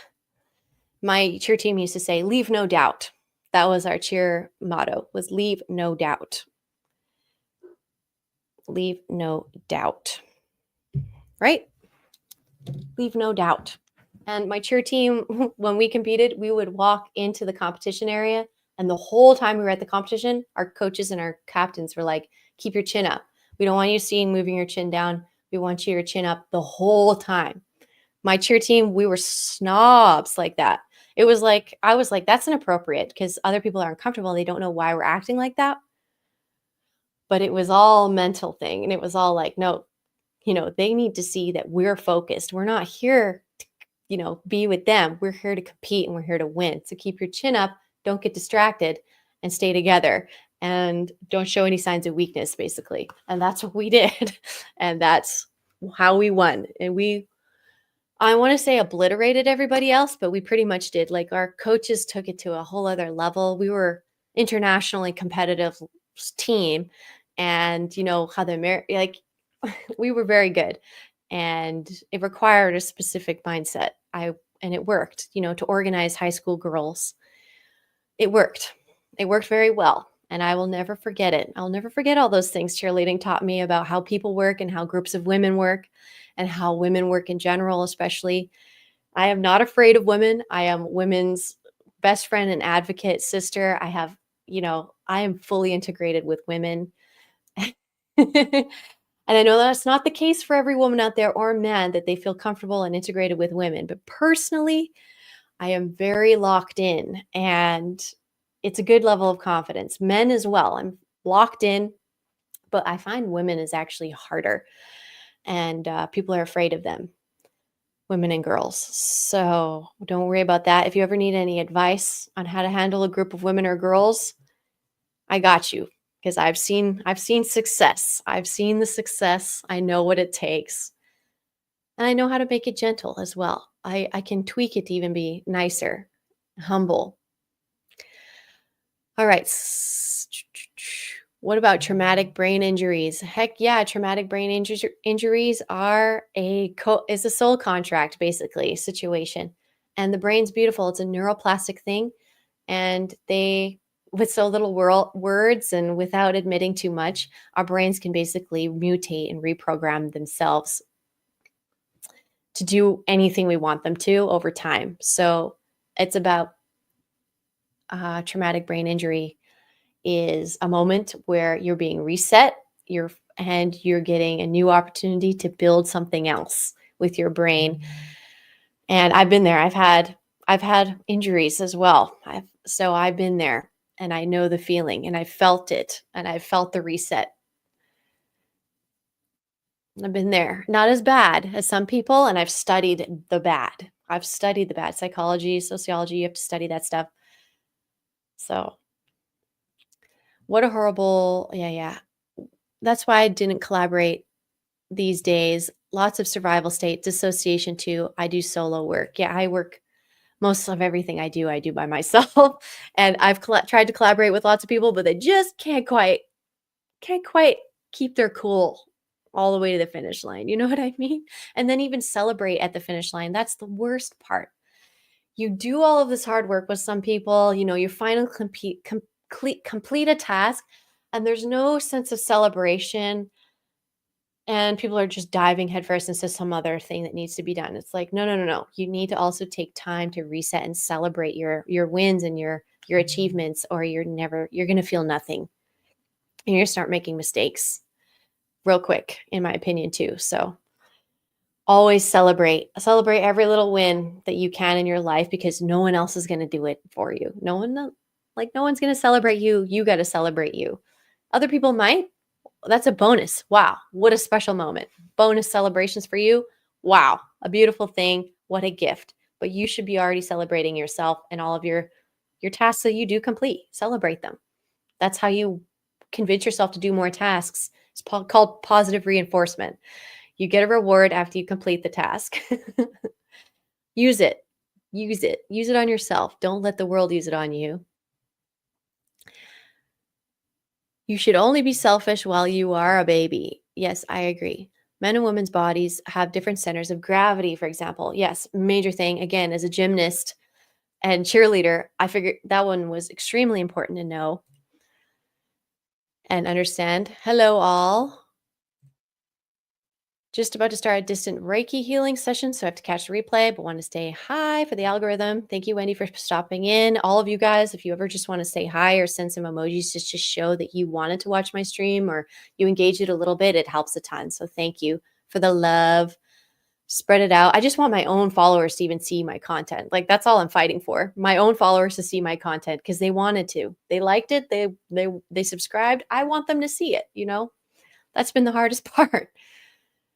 I think I've met unclean people who are very reliable. Interesting. I'm curious how they were unclean to you then, if they were still very reliable. I'm curious. But it's just a sign. It's kind of like, this is how we diagnose people in the medical field also, is it's only a problem if it's a disability. It's only worth giving a name if it's disabling you. Like, if something is disabling your ability to have a normal quality of life, then we got a problem. So all of these unclean people signs are showing the disabilities that they're having and how they can be connected to, basically the fact that they probably aren't sleeping enough and there's a bunch of crap in their brain, cerebrospinal fluid, like their lymphatic system, like we talked about. I have started vehicle maintenance and repair as another hobby the past few years. Very awesome. I believe Jace would probably do very well with that because we have that stuff. We have it ready. He could become Mr. Vehicle Maintenance Repair Guy if he really wanted to, but for now, that's not the task. But it's there. And, we need people like that because we need someone to help us with our vehicle right now. All right, so we've got bird flu situation. We do not consent. Of course, yeah, great. All these people making choices for us, I do not consent to that. And it's funny because we all hide away, but soon we're all just going to be walking up to Newsom and just crowds of people are just going to show up and look at them and be like, stop. Psychically, astrally, you can do that. You could go up to him astrally and be like, stop. Or go astrally up to him and be like, tell me what this is for, figure it out. Why is God doing this? Tell me the details. A cold cleanse / organizing system. Okay, la la la. I'm calculating, for example, value per weight / grams, value per cubic meter, cost to move, transport / ship, distance, cost of storage, maintenance. Yeah, that's a lot of work. Mechanic stuff is all these little parts. And timing and multitasking, very good. Multitasking timing, that's very good. Cost value per space it takes, declutter and downsize. Yep, we want to declutter and downsize anything that we don't need for our survival. Oh, California did certify the election results just a few days ago. I missed that. That's so funny. Is that funny? How did I miss that? Just okay, interesting. So, but now look what's happening. So, is it certified? Energetically, no. There is still unrest there. So, something is next. Something is next. The psychological warfare, yes, is happening. It is competing for your guys' attention so bad. I mean, they full out told you Jay-Z is like going through it, and he was just walking around the streets going to the Mufasa premiere for Disney. And I was just like, okay, how many more years are we going to see this? Like them dancing in front of us, acting like they're fine to be there. It's like, it's embarrassing. It's embarrassing for them. Maybe they are humiliating themselves just to karmically like clean some stuff up. Like they're doing it through public humiliating instead of having to like actually do something good for people. I don't know. I don't know quite the mechanics of that. I haven't gotten fully into it. I just get downloads about it. But I'm always very careful not to project into that rule book very long because it has its own thoughts. And I don't want it to think about me. All right, let's see. What else have we mixed? The dog's barking in the distance. Okay, great. We did great. So December was the theme of cleanse. Did you cleanse a little bit? Did you make an effort to cleanse a little bit? Did you make an effort to clean up anything in your house a little bit? At least just to say that you did something because of this workshop. Do it to set that momentum and come to my next workshop. We meet every 18th. So come to my next workshop, build on that momentum. Come to my live stream on Friday, build that momentum. Join my patreon.com/Ascension Diaries. Get invited to all my live streams. Never miss the momentum. I always keep the Patreon in the main momentum and stream of what I'm doing. And then all the other social medias, I kind of branch out and it's more like, they're more like tentacles. Like I'm trying to reach out and get other, youth, other waking up people. I'm here for the children. Let's save the children at least. And all the awesome adults that are on the same page.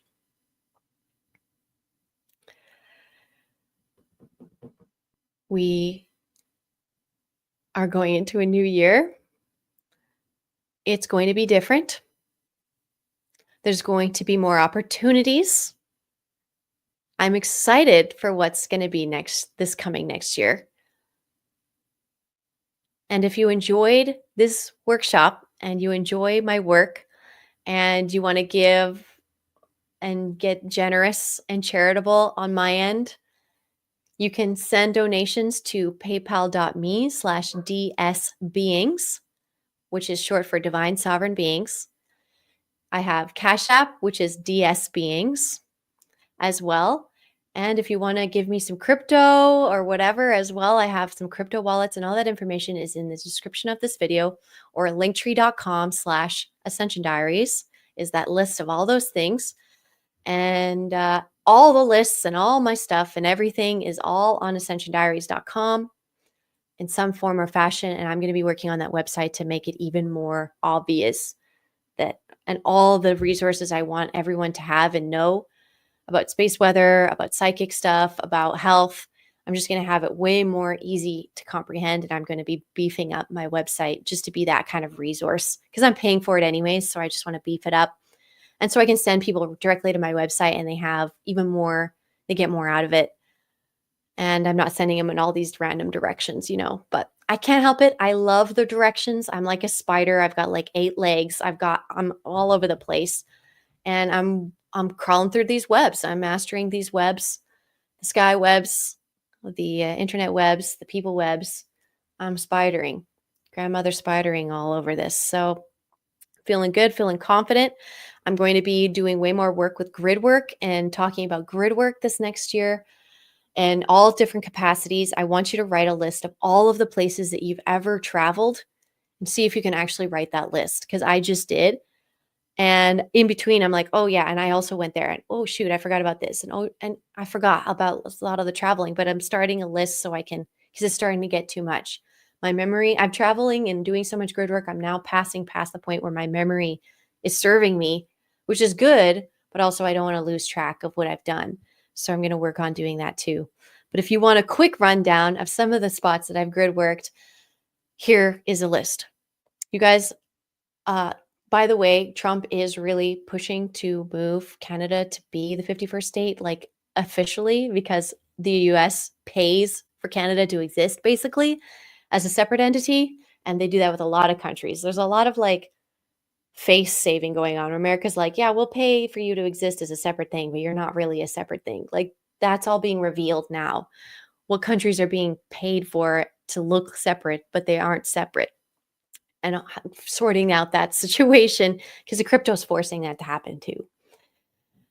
But the node of Alberta is coming up. The Texas of Canada is really important. That particular node. If you look at the Edgar Cayce maps and all those like major maps about the Earth's grid work, you will see that there is a node over Alberta. And that node is argued where it really centralizes. But I've been all over Alberta.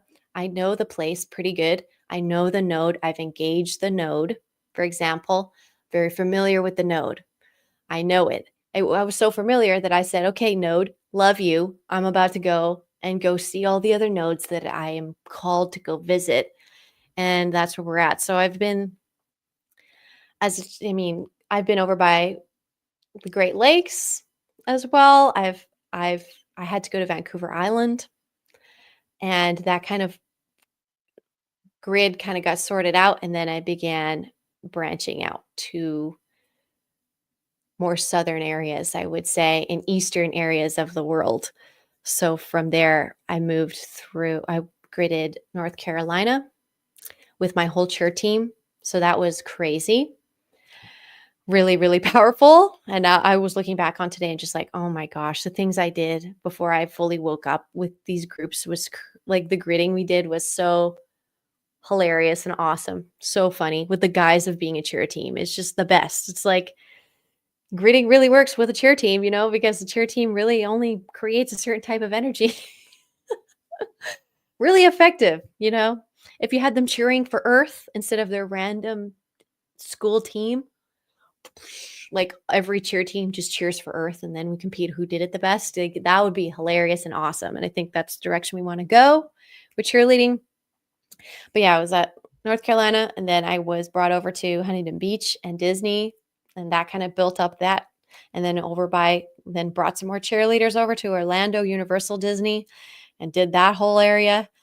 And then my family went to the Mayan Riviera, and we did that whole Yucatan Peninsula engagement for the first time, and then back to LA, and I started more deliberately going to consciousness groups and conferences and activities to participate or host or lead or guide them. And it became more and more deliberate as I moved along. But yeah, I went to Orlando and then Maya Riviera, and then I was over by Huatulco, Mexico, which is the other side. And then I've been to Cuba, and I've been to like 8 or 10 countries in Europe. I did that in a 33-day sprint where you're like dropping off your stuff at a hostel, running around, taking pictures, gridding a city, eating whatever food you have there or free at the hostel, sleep, shower, get up, get on a train, go to the next city. And we just kept doing that. And we stayed at a city, like we stayed still in a city for the maximum amount of 3 days, which was Rome. I think we were there the longest. And Paris. Paris and Rome, they needed 3 days of work. They were the biggest chunks, to work on. And that was a crazy trip back in 2014. And I've been to all these churches, I was at Notre Dame. I went to the Vatican. I went to St. Peter's. Like I already did all that in 2014. I did that stuff. So it was like latched and ready to go for my consciousness and understanding that those things were ready all the way back then to like do their shift or whatever. And now we're doing him. It's still happening. We're just watching what the shift looks like, and people are processing all of the trauma that the church has caused and all of these grid points caused historically. They're all being processed by the locals and the travelers that process this stuff. So yeah, Europe. And then I went back down to Mexico and Cancun. I went back over to LA and uh, San Diego and stuff and gridded over there. Then I ended up in Montreal. And then I began gridding through my partners and other people. And that's when that kind of picked up the pace, was that I was realizing that, when you do combine with somebody in your chastity and in your wholesomeness, you begin energetically working with them and their genetics and their mission and their timelines. And I began experiencing that through my partner at the time. And I went to Montreal with them and met all of these people who grew up with them in Dubai and a few other expat school sort of areas. But this person went to Beirut, Lebanon, and they went to Ghana, and their family was connected. Basically, their dad was like the lead guy for Nestle for all of Africa. Like the African quadrant of Nestle he was the head of that. So they were naturally Lebanese and genetically connected to Muhammad. At least they were publicly recognized as that. My partner did not tell me of this until he was there and back from his visit to family in Lebanon, and told me all of the crazy grid work and missions that he did, and that I was there with him in his dreams and next to him, and he could feel that I was guiding him through grid working Beirut. And I was like, and I know that was happening, but I didn't know he could ever pick that up and if that was ever real. So that was when I realized that was possible. You can grid work with other people. And when I was in Montreal with him and we were flying back on the plane in the air, Trump was being elected in 2016. That was I was finishing up. Something I did in Montreal was the key. You know what I mean? I did my little part, Montreal, for the 2016 election. Why was it there? Why was it then? I will probably find out more later. And why was it that person who is literally, when he goes home, treated like royalty in his village or whatever because of the bloodline connection to Muhammad, like literally. And they're just, and then these kids grow up and they go to school and they're expats with their parents and they go all over the place and they meet all these different people who have all these different interesting bloodlines. And in Dubai, he would tell me, like, he was a little kid and they would go into the pharmacies. They would either steal or buy pharmaceutical stuff that was just way more available there. And then they would sell it on the streets or like give it to other adults that had given them money to go in there and do it. Like they were doing drug running as little kids in Dubai, rich kids, like these kids didn't need to be doing that, but they were. And like, I heard random things from him and his lifestyle and things he endured. Like it gave me a really good perspective. He spoke French and Lebanese. Not Lebanese. Well, yeah, but Arabic, I should say, and English. And he also spoke, I think, another language too, which is great.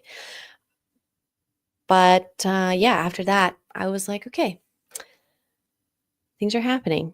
So I ended up going to the eclipse in Shasta in 2017, August 2017, over by Shasta, through Sacramento into Shasta while all of those fires were happening. It was a really big node. And then I ended up a little ways after that over by Seattle and off of the peninsula off of Seattle, that little island peninsula off across from Seattle and those little areas. I was there for a while. And then I ended up in Florida again. I ended up in LA again for work and all this.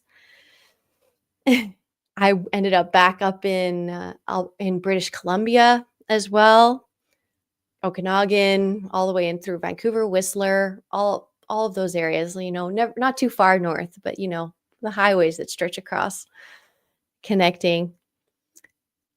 Yeah, then moving into all of California, really dug in Northern California, lived in there a while, lived in New Mexico for a little while, multiple places. Sedona for, what was it, 2, 3 years? 3 years for Sedona.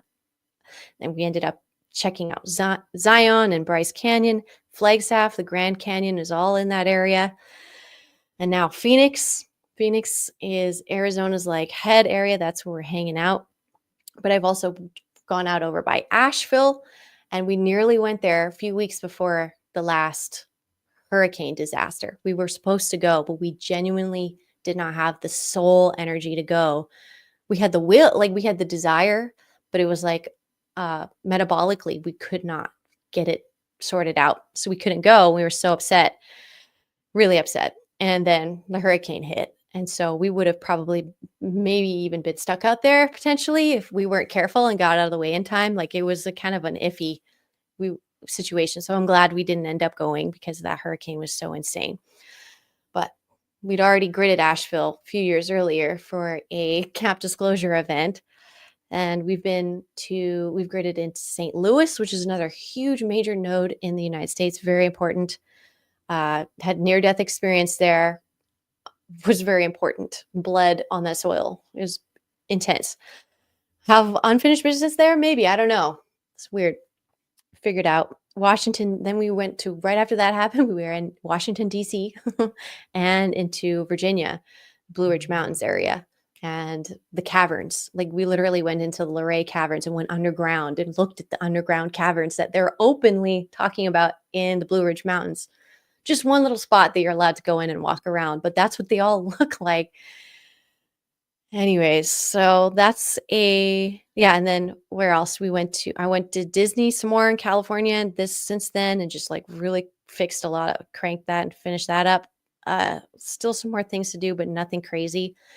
We did Texas, New Mexico again. We did Nevada with Vegas, and then some more California. So those are the big things that I've been kind of writing down and working with personally. If you relate to any of those locations or all of them, awesome.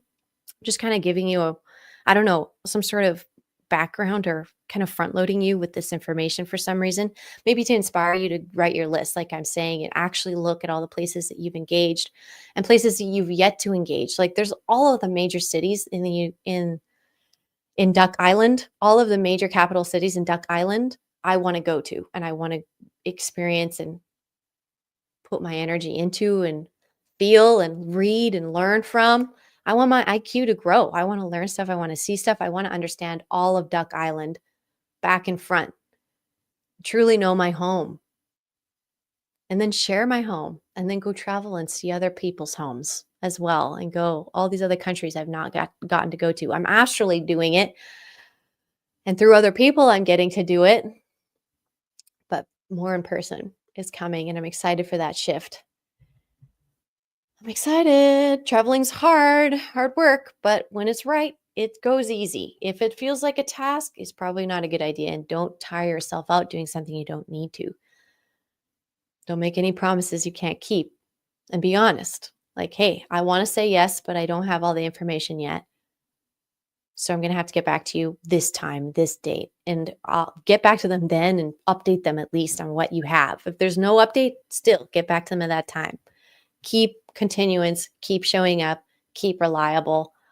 You got this. Even if things happen that don't work out, like that's happened to me so many times. I've just been like, hey, something didn't work out. This, and be honest, exactly what happened. This is how we're dealing with it. This is the plan. Good. We're good. We're feeling Capricorn vibes coming through. Yeah, we're about to switch gears into Capricorn season. So all the like running from our responsibilities sort of energy of Sagittarius is about to end. You're about to be grounded again in your responsibilities by the 21st, by solstice. So at the solstice, you're going to feel that responsibility set in that you're going to do for the next year, potentially. What is mine? Mine's talking about grid work. That's my next responsibility. Last year, it was world peace. So giving myself big tasks, but I'm getting big results. So we'll see. We'll see. I don't know. Hopefully by Christmas or New Year or by Christmas, they'll be like, okay, guys, world peace. Merry Christmas. I'll be like, thank you. Thank you. I'm just going to check mark that off my list of things to do. Great. Next. Thank you so much. And then celebrate. I'm going to celebrate. So make sure we're going to celebrate World peace, promise me you'll celebrate, okay? Please. If you aren't celebrating for world peace, then what the heck? Don't get they literally are trying to desensitize us so we can't celebrate the wins. The win in from the election barely got celebrated because we were so strung out. Celebrate world peace, okay? When it's announced or whatever, realized, celebrate it. Celebrate it. Every capital city, get downtown, get to their weird old building, church, city hall, touch it, put in that good energy. Touch those buildings. Touch those buildings. Little love, little fairy dust, little love everywhere. Canada should increase its defense spending. Well, they're being forced to. They just announced that the Canada is being, they are putting up the money for defending the northern border, whatever that actually means, whatever infrastructure they're actually needing to engage there to make it probably just better, traffic management, and because it's going to be busier. It's going to be way busier because everyone's going to go up there and hang out there and visit and check it out for the first time. And they need to make sure that's regulated. So the Americans just aren't going to like trash Canada because it can't infrastructurally handle American selfish trashness that they do down here. Like there's standards, and they're going to have to educate you guys to raise your standards to even let you up to touch all that natural resources, because guess who lives up there? It's the high intelligence beings are also living up in there. Up there. They're up there. The Canadian Pleiadians are real. They're up there. And I talk about the Canadian Pleiadians because they're the easiest ones to spot and feel and know. You'll know. You'll be like, oh, those are the Canadian Pleiadians. Like, you'll know. Trust me, you'll know. But they're up there. There's way more. Everything you're seeing in the skies here was happening up there all the time. That's why I spread the news. I spread the good news because I found out way up there a long time ago what was going on. Airspace laws are changing. It's very interesting.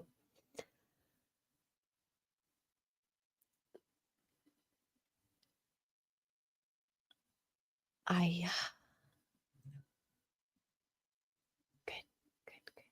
What do you mean by gridding? Okay, very good point. Great question. Let's finalize gridding. So to cleanse our planet from all that no longer serves us, including dark magic and torture, we need to do grid work, which basically means maintaining the movement of energy across and through Earth as it naturally occurs.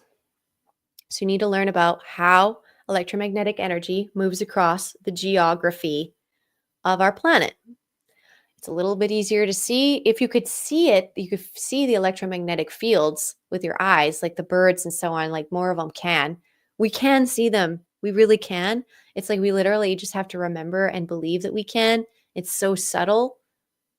And then it'll get easier and easier. A lot of these weird abilities are so subtle, you're basically like, is this real? And slowly it does become more prevalent in your ability to sense it.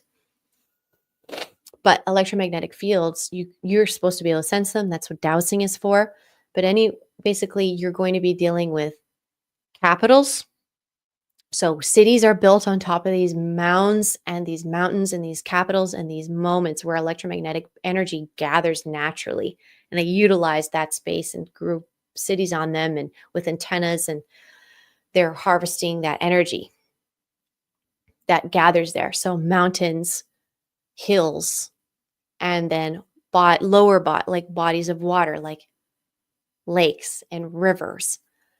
Mountains and hills, lakes, rivers, centers of cities, graveyards, churches. What's another good one? Schools, I guess.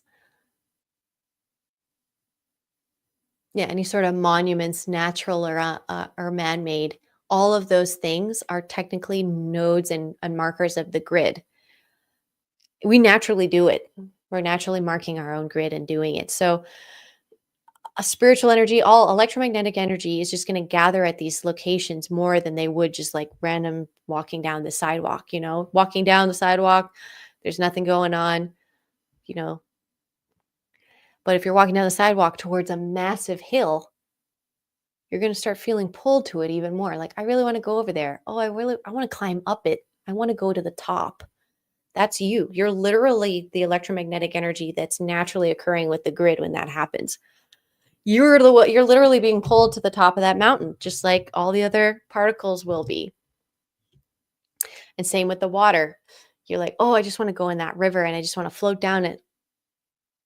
That's good. That's natural. That's what's happening there. That's where the energy is going. And it would happen. That river would take you and transport you. It's that strong, like that strong of a force. It's literally, you can float in it and literally go somewhere. Like, the thickness of water, the ether thickness of water is so cool. We can float on it. It's more dense than us.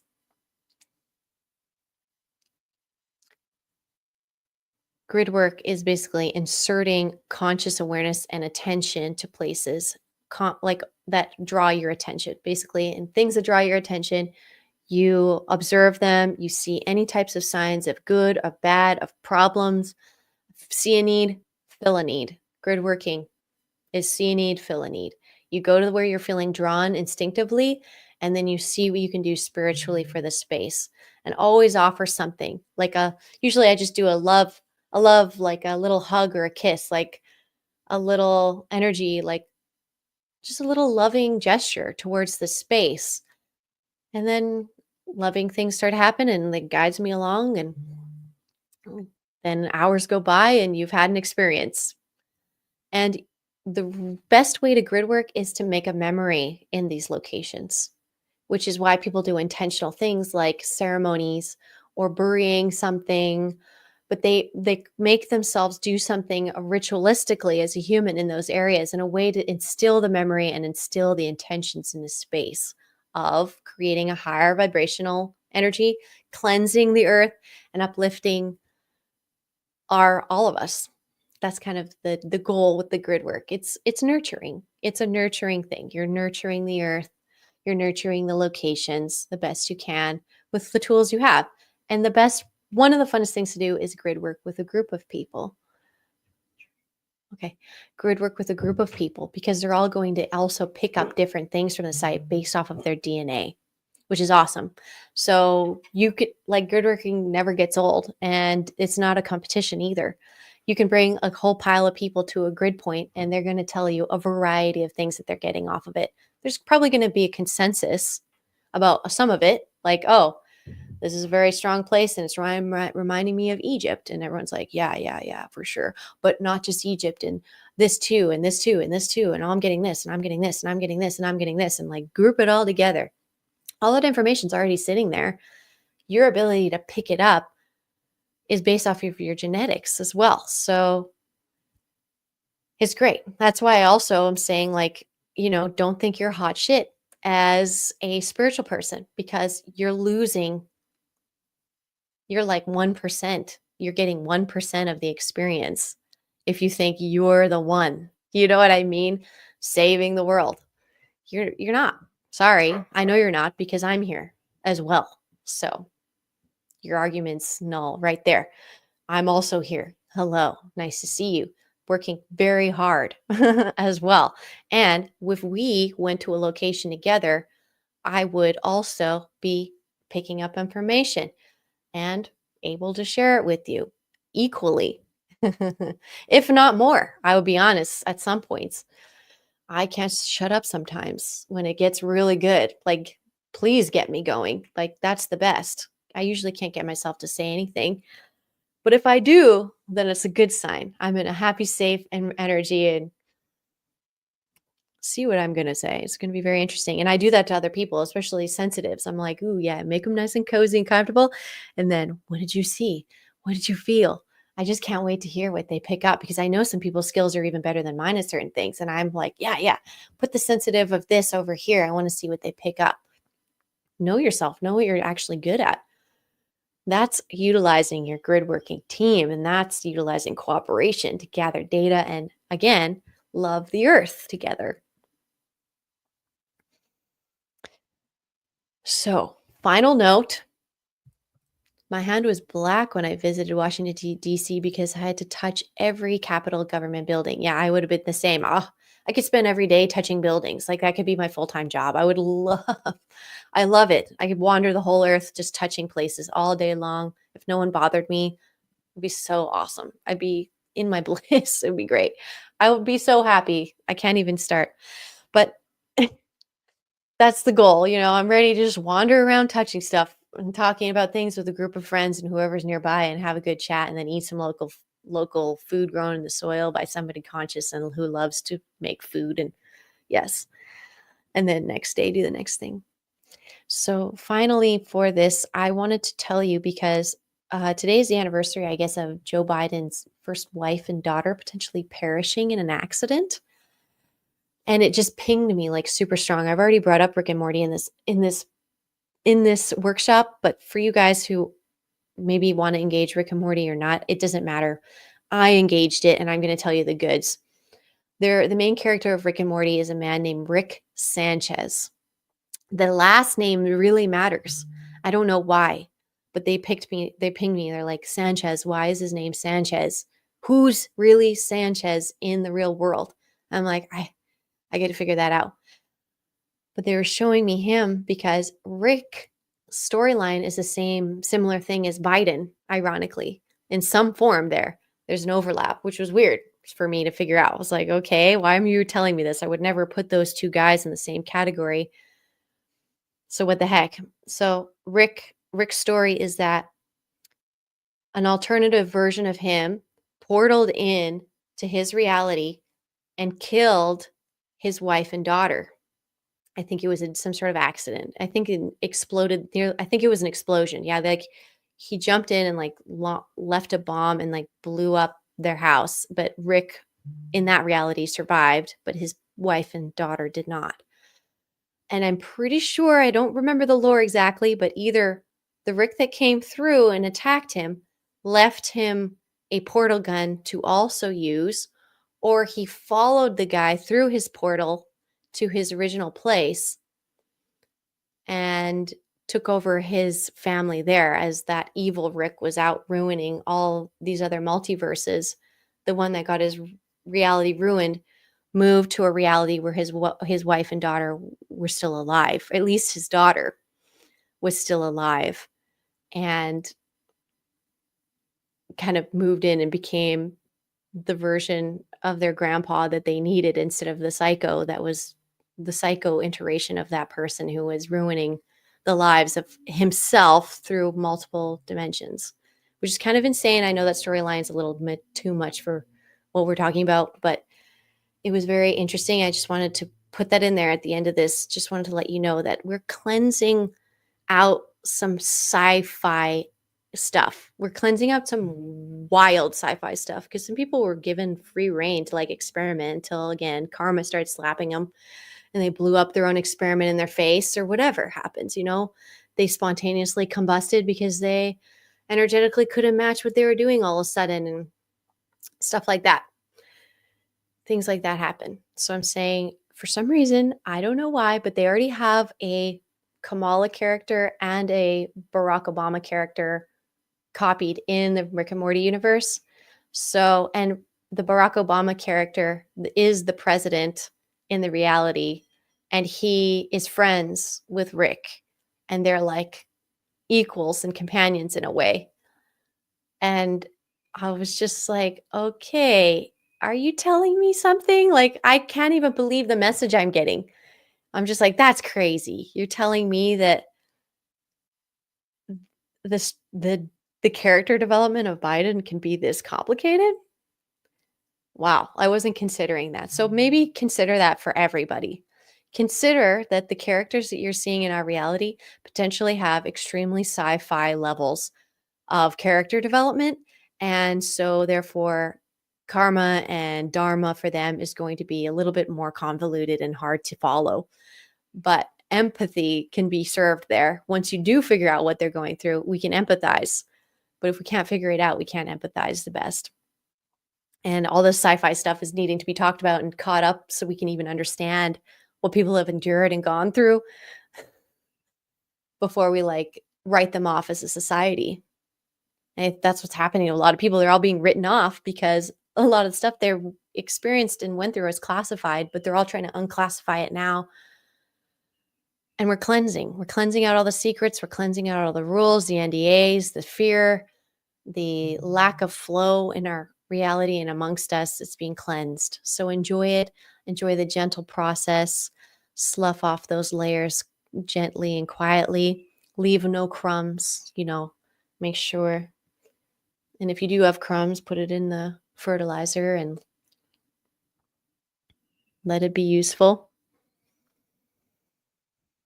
My best friend's last name is Sanchez. Oh, there you go. Maybe there's some significance there. I'd have to even look up. Like, I want to say there's probably some military person in our reality, in this reality, or someone politically that has the last name Sanchez or something very close to it. That's the same person. Like, they're trying to talk to Rick is like a combination, I think, of a few people, but how they narratively like work them out. Oh, he's representing this person in this episode. He's more representing this person in this episode kind of deal. Like, I know it's double speak. I know a lot of these shows are double speak. They're trying to tell us things about people that they know on the backside and in the business, but they can't fully say. So they like artfully like character develop something to describe what they're saying without, using fiction. It's like a big way to like bypass getting in trouble. But again, Age of Aquarius, we're not doing any of this convoluted nonsense anymore. We're really straight to the point, and we're going into Capricorn and Aquarius season. We're going into Saturnian energy. So we're going to be to the point. We're going to be efficient, and we're going to be doing business that benefits everybody. We're going to be double checking those contracts, and we're not going to be screwed by anyone who's not going to fulfill their provinces, who is all talk, who has no empathy, who has unfinished business, who has bad memory, short attention span, can't even remember your name properly, but they know you. Yikes, run. It's sometimes people make mistakes. Sometimes, your beauty and your grace can fluster people and they'll make a mistake. Give them a few your grace, the grace you give people, it also shows your IQ in class, and your virtues, of course. But after a certain point, you're like, okay, you shouldn't be operating heavy equipment. We also have to have that level of discernment. Don't be signing contracts with people who can't operate heavy equipment or you wouldn't trust with a child. How about that? That's good discernment levels. Could you trust this person to drive, a semi truck? And could you trust this person to hold and deal with your baby for the afternoon? Yes? Okay. Then this person's someone you can probably hang out with and work with for a while. Until, if something happens, you'll notice their decline. So one person who makes promises and statements, but actually follows through is Trump. And he has been making some statements about what his plans are. Excuse me.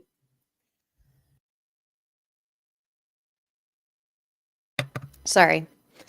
That was a clearing. It was like, oh, I don't want to talk about this, but here's the truth. He's said a lot of things. He's said, like, I'm going to do what I say, and I've done what I say. And I watched him do his last term from 2016 to 2019, 2020. Like, it was like that. There wasn't a lot of unmet promises that I saw with that particular situation. And I'm not trying to give anybody reason to love or hate the guy at all. I'm just letting you know because this is a case study. Homie is a case study. He's becoming a global archetypal case study. And as people, we're just studying him just to see what's going on and learn from him because he is creating so much attention and movement right now for all of us. You have to. It just makes sense. It's like it's not believing in the sun or using the sun or enjoying sunlight. is like ignoring what Trump is doing with the world. It's a similar kind of energy. It's like, okay, this thing, this person is globally like the most popular person other than Jesus Christ, which he has mentioned.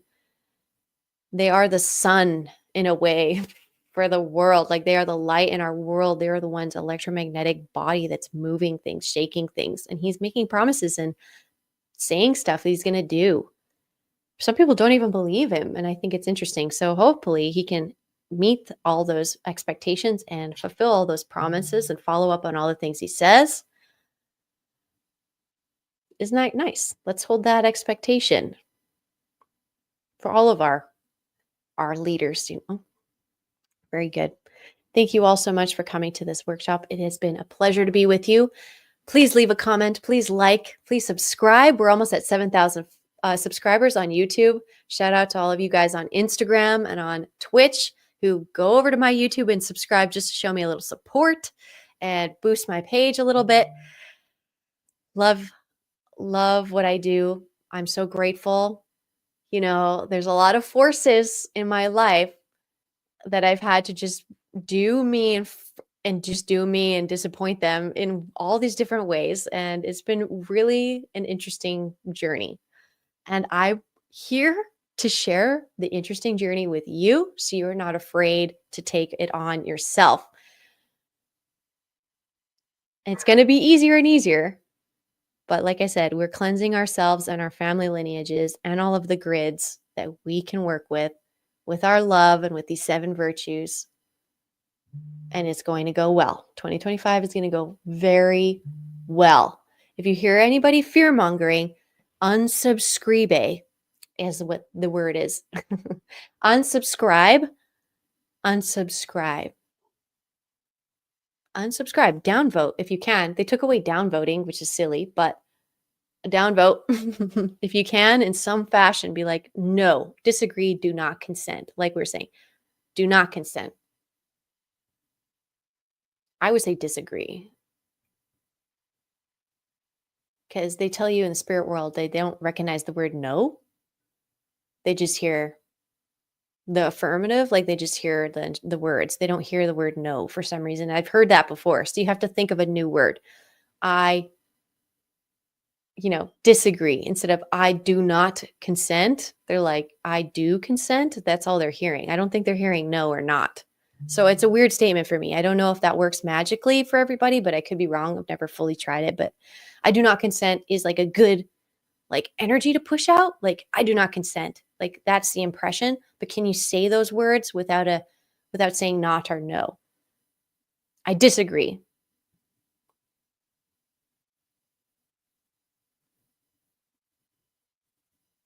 I rebuke. I rebuke that in the name of Jesus Christ. You know what I mean? There's lots of ways, but it's like, do what you're going to do, not what you're not going to do or what you don't want. Remove no and not from your magical statements is something I've learned doesn't work for everybody, or like isn't quite the impact you think you're making with your intentions. Say what you do want.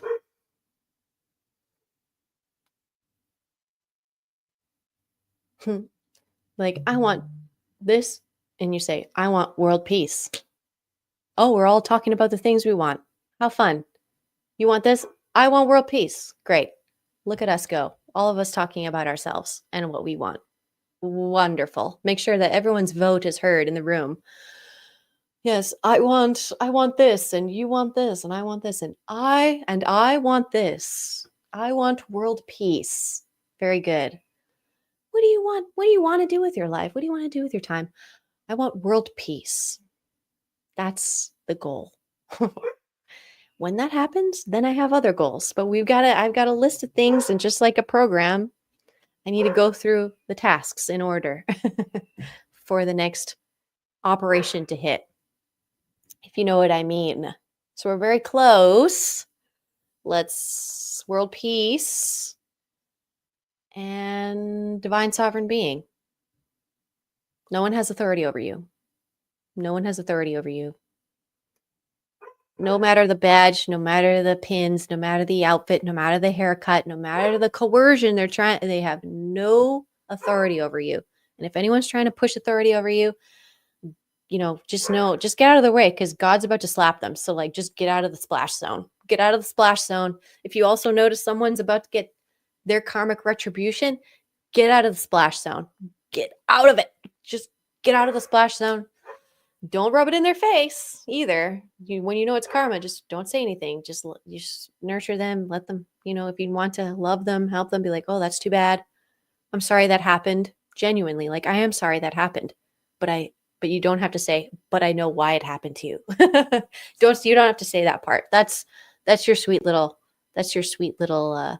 treasure and life lesson to keep and pass on. Like I am here. I don't tell you exactly all of the ways I figured all this stuff out and all the personal stories, but because that's not what I valued in that. It was like, no, I'm taking the lesson out. I watched somebody go through something awful after they were an asshole to me, and I was like, yep, that's why I'm not an asshole. And that was the lesson. You know what I mean? And that's why no means no. And that's why you follow through with the contracts you make with people. And that's why you respect people's financial freedom. There's so many things.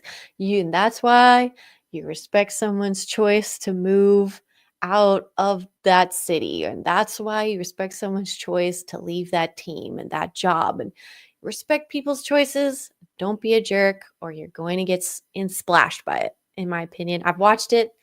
I worry now. I'm like, don't do that. You're going to get hit.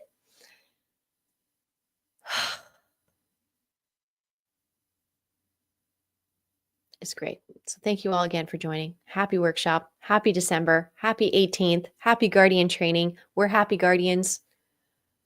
We're all teaming up. Everything's going very well. I'll see you in the Telegram. I'll see you on the Instagram. I'll see you on the Patreon and wherever else we're running around. TikTok as well. Oh, don't worry about TikTok, by the way. Don't worry about TikTok. That's literally just like a feigned attempt at getting the youth to actually give a shit about anything. Like, it's the only hook that they maybe have that the youth maybe cares about. But the younger generation is so unbothered and so unhooked by so much stuff because they've learned it's all a farce. Don't worry about TikTok at all. Like, it's quantumly already locked in. Like, there's nothing they can do. It's too late.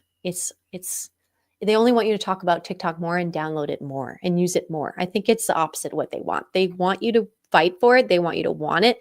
They want you to download it. They want you to upload on it. They want to release more disclosure on TikTok. They want it. They want it, and they want your permission to keep it. So you're voting. No, I want TikTok. Yeah, that's good. Oh, good. Yes, good. Very good. Keep. I promise. I just have an inside energy on that. I knew it was coming before it even came. I'm just telling you what I know because I love you and I care. I rebuke was coming to me a few weeks ago. Good. Yeah, say it.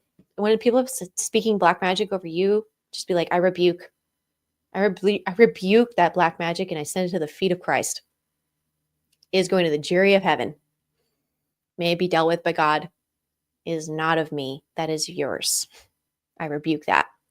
I rebuke that black magic. That pessimistic thinking, I rebuke. We are optimists here. We create better because we know we are creator beings.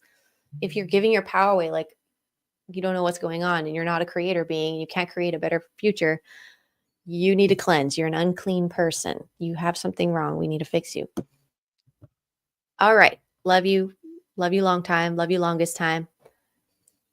I'll see you on Friday. We're going to talk about the 5 portals in the Vatican. Woo! Very exciting. Don't be scared of that either. Trust me, anything they're actually telling you on the news is something you probably don't even need to be afraid of. Just so you know, because they can't control raw, authentic fear. Just so you know that. Or joy. They can't control those feelings, so they don't invoke them. Unless it's absolutely forced. Just in case. That's what I believe. I hope you know. I love you all. I've said bye like a million times. I'll see you Friday. I'm clearly happy to stream. I'm excited to do more. Bye, guys.